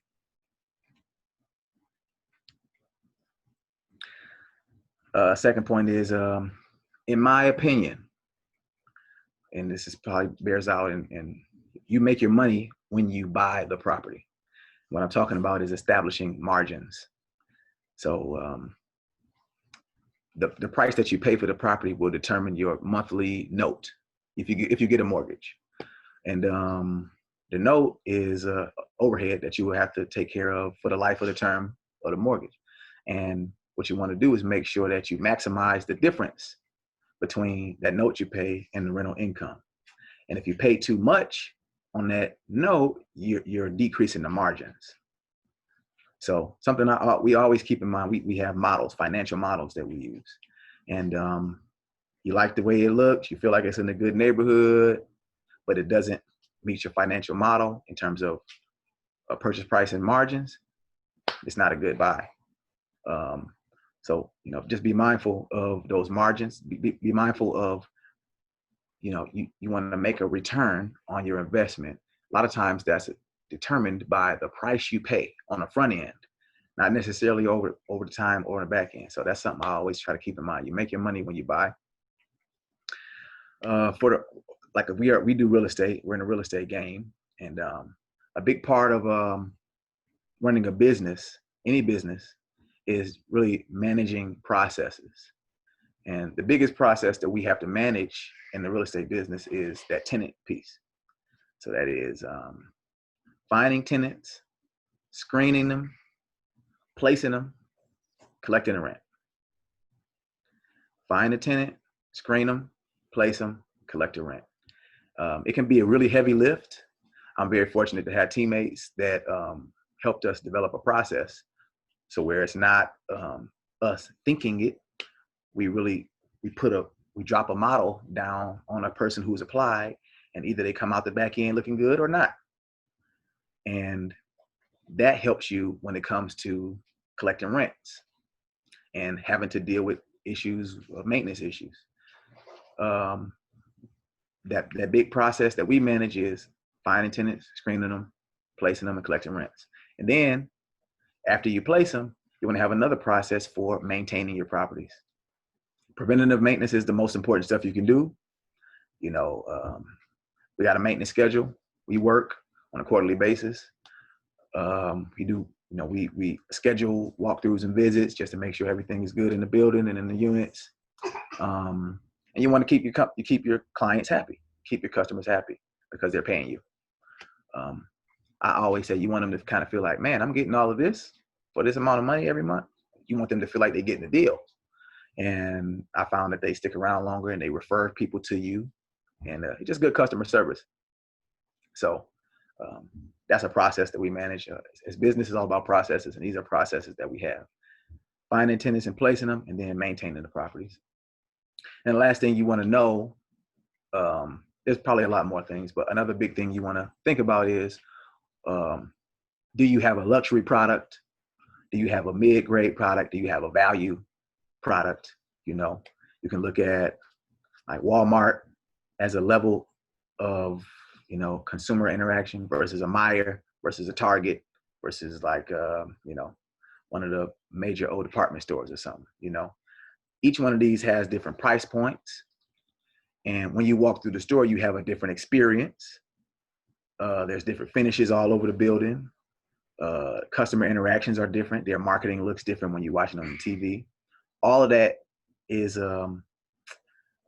value, so all of that translates into the price you pay when you're in the building, the uniforms the staff is wearing, the quality of the products they stock on the stores, the marketing they use.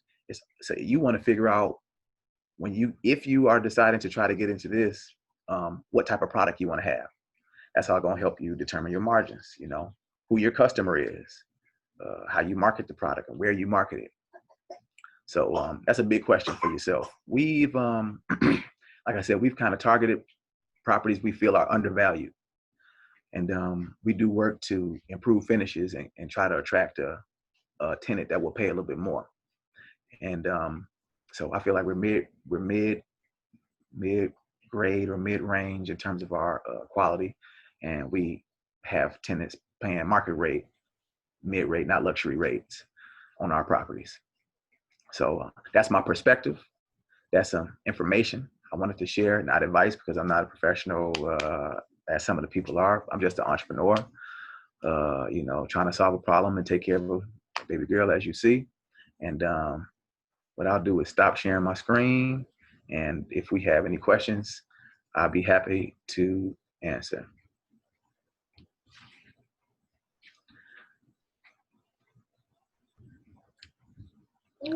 All right, not seeing any questions. So our final panelist is Brother Antwon George, who is also my cable tow. And what I'll do is read a brief bio on my dear brother, Antwon George.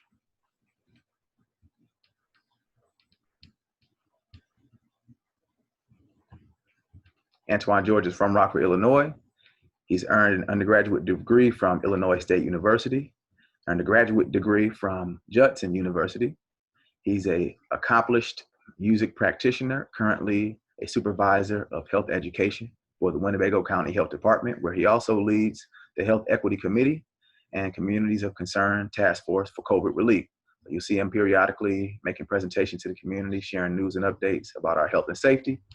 And now he's sharing some expertise with us tonight. So without further ado, I want to pass the microphone to our brother, Antwon George.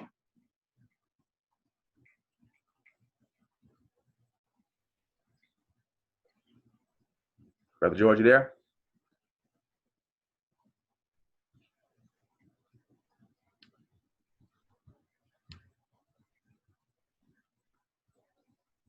See if he needs to be unmuted.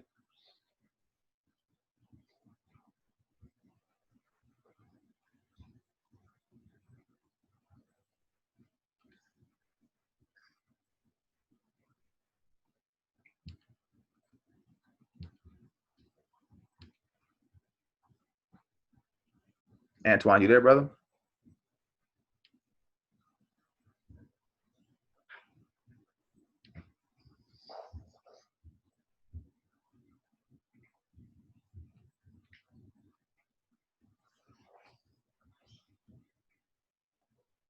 It looks like he's muted, Matt. Right. So I can.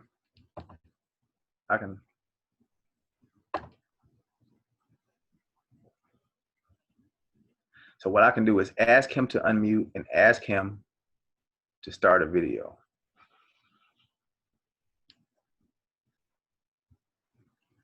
And that's what I've done.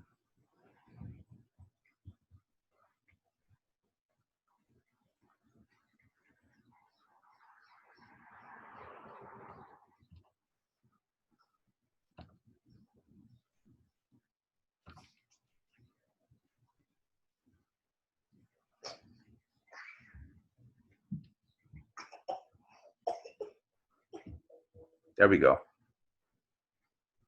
I see you, brother. I see you.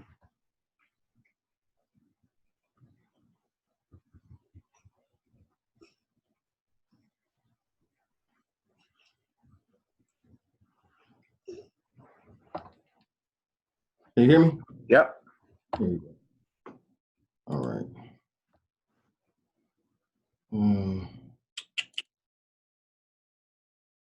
First of all, good evening.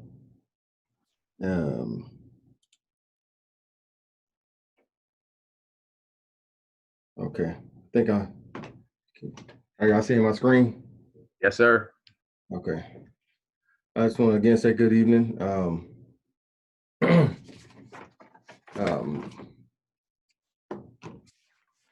Want to talk about today the connection between physical health and wealth, and just go over a couple things. I won't be long before y'all. I know people may say that most of the time, and they are long. We're going to try to make it as painless as possible. We'll give you some important information here today. So again, we're talking about physical health and the connection between that and wealth. I just wanted to. How do you go to the next one? Okay. Just wanted to talk about some wealth quotes that I've kind of been inspired by over the years. As you see, the first one, I didn't put the names to go with them because to me it wasn't really that important. At the end of the day, if the information hits home, to me that's what's most important. First one is if someone hands you $1 million, you better hurry up and become a millionaire so that you get to keep the money. And that's really just alluding to the mentality that it takes to be in the mind state of being a millionaire or maintaining being one. Also, if you took all the money in the world and divided it equally among everybody, it would soon be back in the same pockets it was before. That's one of my favorite ones there. And if you help enough people get what they want, you will get what you want. And that just, all those really just allude to the mind state, the wealthy mind state. So I'm gonna start off talking about physical health, otherwise known as wellness tips. So we got drink lots of water, get adequate rest, eat for nourishment, balance work and life, make time for exercise, take time to relax, and take advantage of health benefits for prevention. So as we start with drinking water. So for men, this is per day. Men should drink about 13 cups or otherwise a total of 104 total ounces per day. And women should drink about 9 cups or 72 total ounces per day. Just some habits you want to get in the habit of is always carry a bottle of water with you. Have some water whenever you eat. Prioritize plain water over soda and juices. That one was very hard for me to grasp for a while. And make your water fun to drink.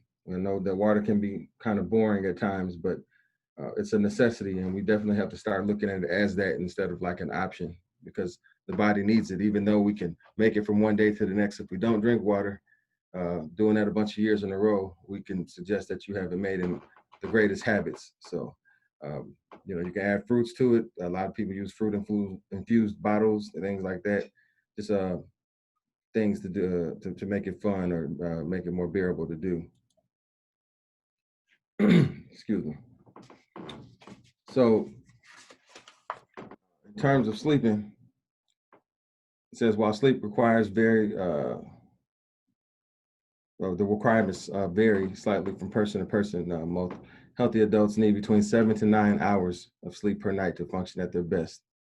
And the reason why you want to rest, obviously, besides the fact that it's for your health and good health practices, it improves our focus and energy and our memory and overall psychological well-being. Excuse me.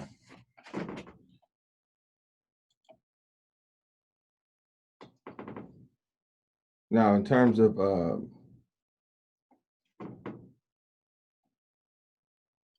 eating for nourishment, we want to make sure that we're reading labels, and we want to know the difference between carbs, protein, starches, fats, sugars, and fibers. And so just to kind of start with carbs, a carb is a serving is measured at 15 grams per serving, and it means that most women need 3 to 4 carbs per serving. So that's like, it could be 3 different carbs per meal, 3 to 4, or men can have 4 to 5 different carbs per serving. So for women, that's 45 to 60 grams, and for men, that's 60 to 75 grams. And our daily protein intake should be about 56 grams per day for the average man. And it says sedentary, meaning the men that have jobs where we sit down at offices or just are seated most of our shift. Sorry, my screen just went on. Give me 1 second.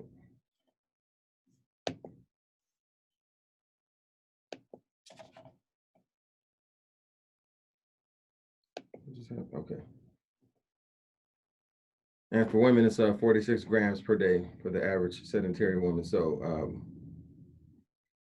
so obviously, if you're active, very physically active, that can vary, but that's just kind of taking into consideration people that have jobs where they are seated most of the day.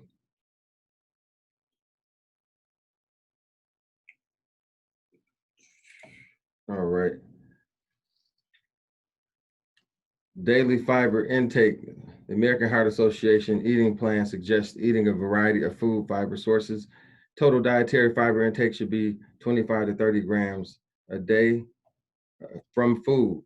So I know people take a lot of supplements to get their fiber, but they want the majority of those fiber sources to be from actual foods. And daily sugar intake. Now, there's a suggestion of how much sugar one can take per day. I'm gonna just go ahead and tell you from personal experience to try to stay away from it altogether. And try the different types of artificial sugars out there, or just the products that don't have sugar. But according to the American Heart Association, the maximum amount of added sugars you should eat in a day are 7 for men. It's 150 calories per day, and for women, it's 100 calories per day. But again, that and I didn't put the information for starches because starches again it's really just recommending that you don't eat the starches, and so trying to suggest a healthy amount to me is not practicing wealthy thinking. So, but you can do a lot of that the research on your own in terms of sugars and starches, and seeing what's healthy for you based on your current physical condition or situation. And so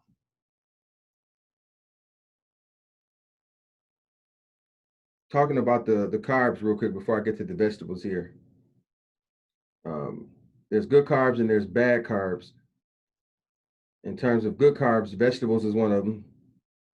Whole fruits, nuts, seeds, whole grains, potatoes, like the actual potato, so potato or sweet potato.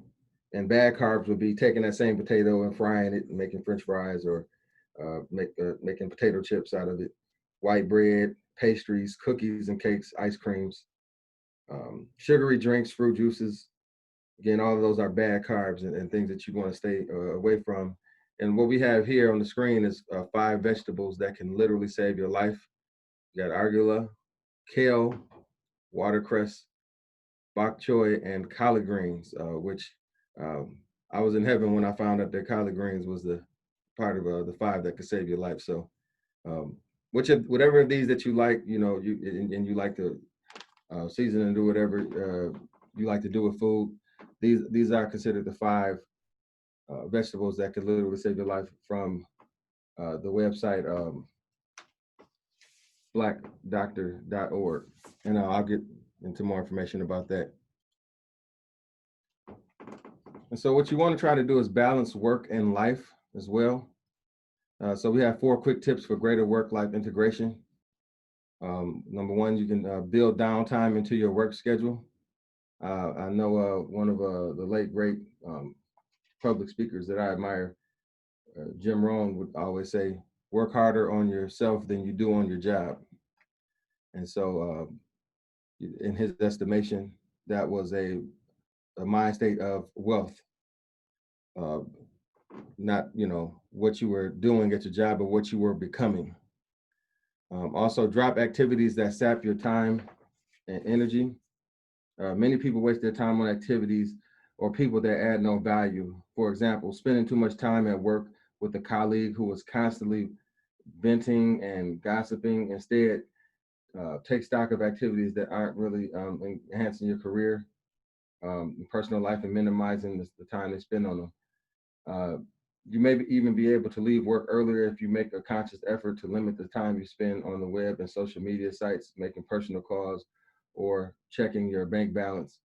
I think at times we often get sucked into these habits that are making us much less efficient without realizing it. Rethink your errands. Consider whether you can outsource any of your time consuming household chores or errands. You know, can you order your groceries? It's 2020, so there's different ways that you can shop. You know, maybe you know, hire a neighborhood kid to cut your lawn. Just ways that you can, you know, cut the time that you spend on certain things, so that you can have more time to build on things that could work towards your wealth. The last one on this list of balanced work and life is get moving. It's hard to make time for exercise when you have a jam-packed schedule, but experts say that it may ultimately help you get more done by boosting your energy level and ability to concentrate. And so if you noticed, we've had 2 different lists so far, and both of them have had exercise on them in some way, shape, or form. So you'll see as we move forward that will come up again. So on the main list, we have make time for exercise. Some numbers on that: just get at least 150 minutes per week of moderate intensity aerobic activity, or 75 minutes per week of vigorous aerobic activity, or a combination of both, preferably spread throughout the week. Add moderate to high intensity muscle strengthening activities, such as resistance or weights, on at least 2 days per week. And spend less time sitting. Even light intensity activity can offset some of the risks of being sedentary. I know here at my job at the health department, sometimes I may walk around the building just to stop from sitting down the entire 8-hour shift, go around, speak to people, or if there's reports that need to be talked about or whatever, just making sure I get up and I'm not sitting down the entire day outside of lunch and the breaks. It can be much on you. And so I did some research. I actually had the pleasure of working with Brother Hill Harper here, and he talks about a 15-15 plan. Now, a lot of these plans that people come up with are just things that they tried. And so I think that, one is not more valid than the other. And especially when it comes to having goals, when they're measurable, it makes it a lot better to try to reach it. In terms of Hill Harper, he came up with a 15-15 plan. 15 minutes of walking per day and cutting $15 of daily food expenses per day.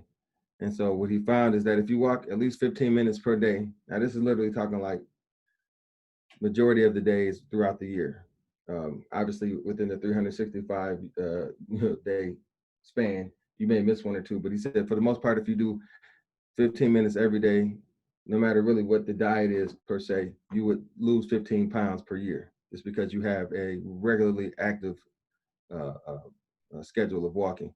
And cutting $15 of daily expenses per year, you would save $5,475. So that means, maybe going from fast food to just groceries and cooked food and taking your lunch to work.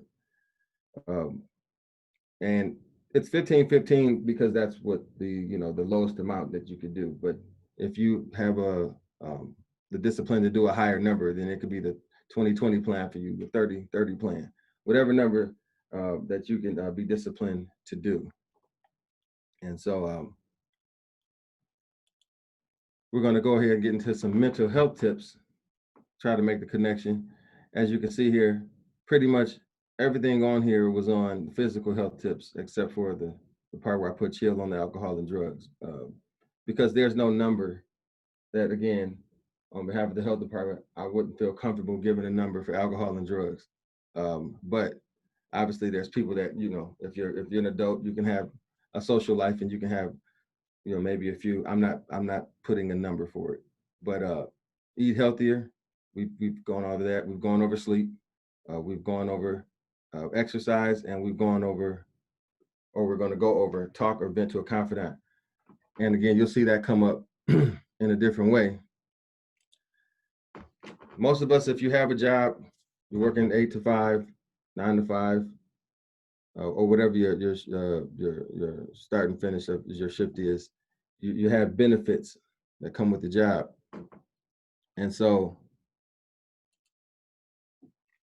there's a lot of people, especially a lot of Black men, who don't use their benefits the way they should, and subsequently have health issues and are more corrective than they are preventative. So you want to get your physical exams. You want to establish you a doctor and have regularly scheduled physical exams. Now, in terms of the frequency that you should go, there was a doctor that was interviewed and he was asked, you know, how often should you go? And his response was, well, there's no consensus recommendation as to how often men should obtain regular physical exams. But typically I bring men back before the age of 40 every 3 to 5 years, and between 40 and 50 every year, and after age 50 every year. That was Dr. Kevin Foley, MD. And his response, of course, was just about men, but my suggestion would be, if you have health benefits through your job, to go at least once a year. And, you know, because you don't know what can happen, and you've heard the saying, what the difference a year can make. So since it's really not an actual recommendation that's measured by statistics, my suggestion would be go once a year. Number one, you're paying for it already, until you just want to know what's going on with your body as often as you can. And I know some people that go twice a year, but once a year, the recommendation. And in terms of what you want to get looked at while you're at physical exams, you have blood pressure. I have a small chart over here to the right that just kind of tells you, you know, what the numbers mean. So you have the one number over the other. That's the systolic over the diastolic number. Normal blood pressure would be less than 120 systolic and less than 80 diastolic.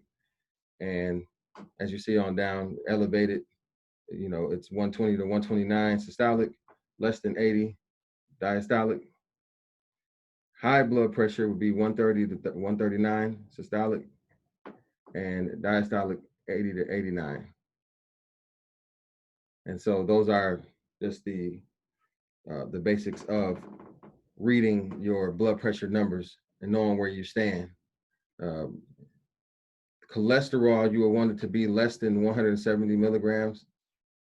Blood sugar, a healthy level is between 66 and 99. But you definitely want to know where you stand with that, especially if diabetes is hereditary in your family. Also, you want to get your prostate checked, your man, and your heart checked. And there's also some cancer screening tests that are recommended, such as colon cancer, especially after the age of 50, and sooner if there's a family history of colon cancer. So these are things that you want to have conversations with your family about. This, again, see where you stand and see what you may need to do in terms of questions you need to ask when you go to these physical exams. Now, this right here, can't say enough. Utilize counseling services. You know, a lot of places of employment, they have something called EAP, whatever it's called in your place of employment, utilize it. A lot of times you get a certain amount of sessions for free, or it comes with your benefits. And, you know, working is hard, existing within this world is hard. Sometimes there's social issues that's going on, like it is currently with justice and protests and things like that. And sometimes you just need to vent to people that have a different perspective than you, or sometimes your job is hard, or whatever the case may be. Utilize counseling services. There's no shame in doing that. Also have confidence, like a close friend, pastor. It's still the same conversation, just with a different person at the end of the day. Now, I put coworkers and social issues on here because we can't think that it's okay to come to work knowing there's social issues going on and we don't have anyone to talk to about it. You know, you may come in and you're affected by what's going on in the world, and you have to come to work and act like it's not going on for the sake of being professional and distancing yourself from discussions that may be a little touchy. You should still have someone that you can talk to about these things. It makes the workday a lot better, and it's just a healthy thing to do. And I put children on here, and be their counselor if you have children, because just like, you know, talking to a counselor is a learning opportunity, talking to your kids is a teaching and a learning opportunity as well. And kids are the best practice in terms of just having that conversation, also learning to engage them and getting them used to being okay about opening up and talking. It makes it better for the entire situation. Everyone's talking, everybody's exchanging dialogue, it's healthy. And so it just sets the tone for counseling in their lives and them understanding they can open up with things, and they should feel comfortable about coming to you as a parent about anything. Last thing you want them to do is talking to everyone else but you about situations that are important in their life or that they deem important. This information here I got also from blackdoctor.org. 5 daily tasks you can do to improve brain function. You can take vitamins and minerals like B12, vitamin D, and iron. You can drink coffee. Meditation is huge. Meditate if you don't do it already. Start a regimen of meditating, whether it's 10, 15 minutes. You can do it anywhere to yourself. You can be by yourself. You can do it with someone. Education and mental activity. We got crossword and Sudoku. Those are just 2 things that were suggested by the site. I'm going to also suggest you can do spades and dominoes, things like that, where you have to count, you have to do math. You know, it keeps your brain active. And also sleep. So you see sleep again, it's on here. Again, you'll see some of these things repeat. This is blackdoctor.org. And this is a site that you will want to subscribe to. They'll send daily updates if you put your information in there. So you can find out different things that they have on here, different information. As you see right here, they got the Fat Flush Detox Water Drink. There's different articles, a lot of great information on there. So go subscribe to blackdoctor.org so that you can stay in tune. And also there's minorityhealth.hhs.gov, which is also a great website to get information from about health, wealth, and different things like that. Trying to get through this because I know that we're going to 7. Don't have much longer here, but the late great Jim Rohn talked about a 7-10-10 plan, 7-10-10-10 plan. And the reason why I'm bringing this in is because it just is something that can allow people to get into the wealth mind state. It's just another one of those tools, no different than Hill Harper's 15-15 plan. And what he says basically is, out of 100% of your income, you take that and you take 70%, you take care of the things you're supposed to, like your rent, your bills, things of that nature, tuition, whatever you're paying for that you have to take care of. And then the next 3, probably not necessarily in that order. Listen to one of the speakers, the first speaker talked about paying yourself first. So you can take that savings and you can move that up and put that 10% there. So 10% for savings, 10% for deity of your choice, you know, whatever higher power you subscribe to. But you know, in my case, it would be tithes. So 10% to that and 10% to charity. And again, it's just one of those things. It's a seed sowing thing. And also it just subscribes to the idea of how wealth works, seed sowing, and knowing that everyone has to pay. And so you might as well have a plan for it because it all comes back. Of course, I work at the health department. Lately, I've been doing a lot of stuff on COVID-19. So I'll just kind of talk about that briefly, because right now that's the state we're in. And in terms of you being wealthy and in your physical health, being aware of what COVID-19 is and the things you can do to stay healthy during these times are going to be very important. So I have on here, of course, wash hands and sanitize. I think that's basic. I mean, I don't want to insult anyone's intelligence. I think you know to wash your hands, sanitize surfaces, physical distance. They say social distance. I've always called it physical distance because social distance doesn't make sense. You're literally physically distancing yourself 6 feet from people. So make sure you keep doing that, wear your mask, all that good stuff. But bigger than all of that, keep up with your regularly scheduled doctor appointments, especially if you have pre-existing conditions. Because it's easy to think, you know, if I don't feel like I have COVID symptoms, I'm okay. Yeah, but you may still need to see the doctor for whatever was going on before COVID hit. And so just want to be mindful of keeping up with those appointments and so that you can stay healthy in that way. I'm gonna skip past that to my sources to the information here. So this is information if anyone needs to get a hold of me. Direct phone is the office phone, office literally I'm in right now. That's my email, wchd.org. And these are my sources. And other than that, I'm gonna get off of the, I don't even know how to get out of sharing the screen. Oh, here we go. So yeah, that's all I have for you this evening. All right, brother, we got one question for you. First of all, great information. I think practically presented, of course, visually, and aesthetically, you are a graphic designer. So, that's A1. But we got a question here. Do you have any stats or have seen increases with diagnosis of anxiety? In terms of what exactly, I mean, I guess they probably can put that, if they're talking about COVID-19 or just in general. I would imagine generally, increases in diagnosis of anxiety when you talk about social issues, when you talk about, more emphasis on mental health and things like that. Have you seen any increases? So if we're talking about numbers, I haven't seen any numbers, but if we're talking about just day-to-day, news outlets, talking with people, we were canvassing neighborhoods at one time, giving out information on COVID-19 and yes, absolutely. There's and I'm mentioning COVID-19 because that's what I get the energy from. In terms of before COVID-19, I didn't see any increase in anxiety or anything. And if we're talking about the protests and the social justice issues, so those combined, absolutely, there's been an increase in anxiety. It's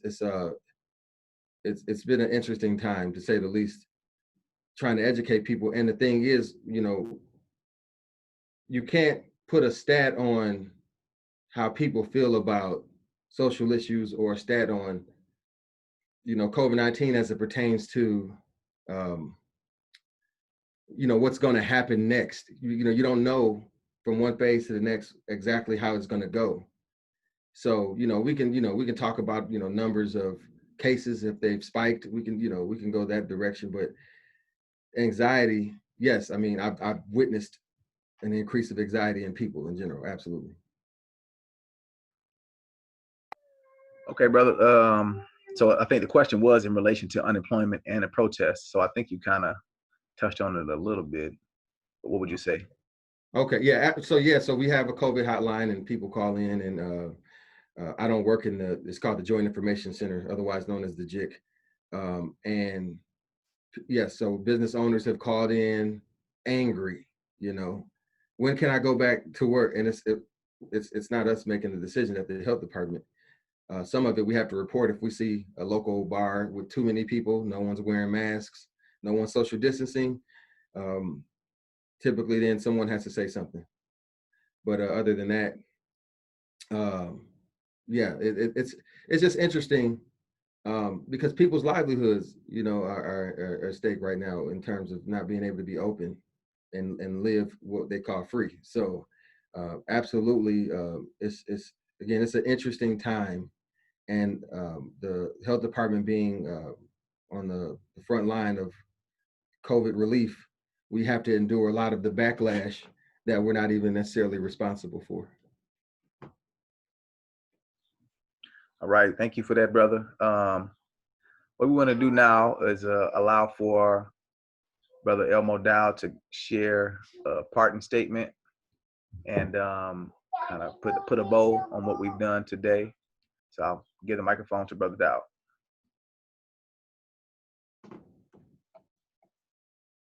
Well, let me start out by thanking everyone for participating, thanking all the presenters for taking a time out of their schedule to provide information to the participants in this process.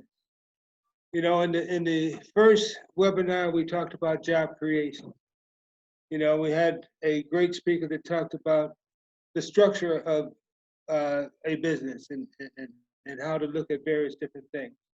We had a banker that talked about, the development of relationships And we had advisors that talked about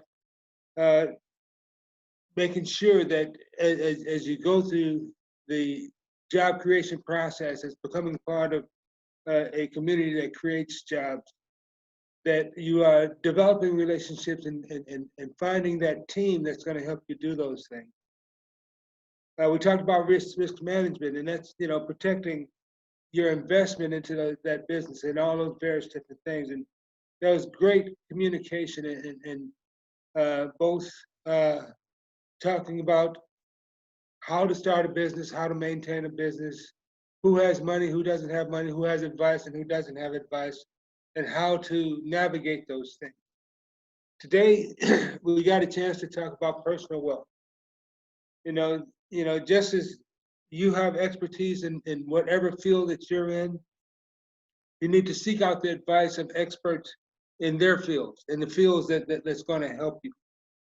You know, you got to own where you sleep.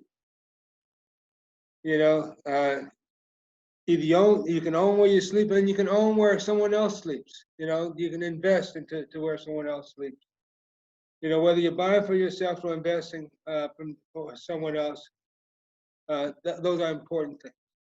You know, you got to prepare for your future by investing into yourself. You know, I think without limit, every person that's talked is talking about investing into yourself and protecting yourself. You know, we had as Solomon talked about making sure that you're looking at a legacy and covering your legacy, not just looking at today. What really came out of this, you can have all the ideas in the world, but if you don't have a plan, and if you don't write that plan down, and if you don't stick to that plan, you're going nowhere. You just have an idea. You don't have something of substance. You know that, and you know, as AG talked about and tied us in, you can have all the money in the world, but if you're unhealthy, it's not going to do you a lot of good. So, yeah, as part of your wealth strategy, you also have to have a health strategy, a physical health strategy, and physical, both physical and mental coming together. You know, as we all look at it, you know, we look at life as a full circle that includes, you know, a lot of important things. You know, it includes your family, and it includes the relationships that you have both socially and in business, but it includes the whole picture of where you're at and where you want to be. And it includes all those relationships you've had and the relationships to come. Again, I really want to thank everybody, and Master Builders number 33 has had a great gift of all the presenters that have taken their time to share with us their perspective and their expertise. At this time, I will turn you over for final statements, and again, thank everyone for participating. We're going to, we have recorded this, and we're going to figure out how to put it on some type of media. I don't do that stuff. The young brothers do that stuff. All right.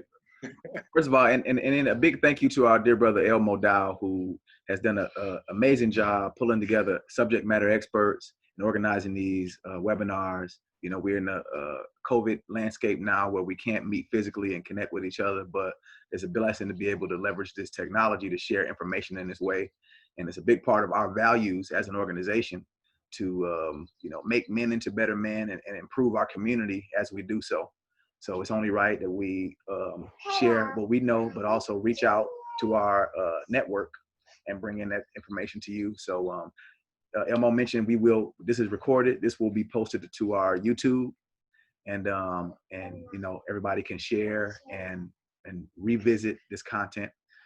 So we want to thank you all for joining us. Be sure to connect with us as a lodge. We do a lot of philanthropic work, a lot of service work in our community. We do some events, and we'll share that via our Facebook page, Master Builders Masonic Lodge number 33. That where you'll see any updates and the developments from the organization, as well as these recordings when they become available. So with that, I will say thank you, peace and blessings. Have a great night.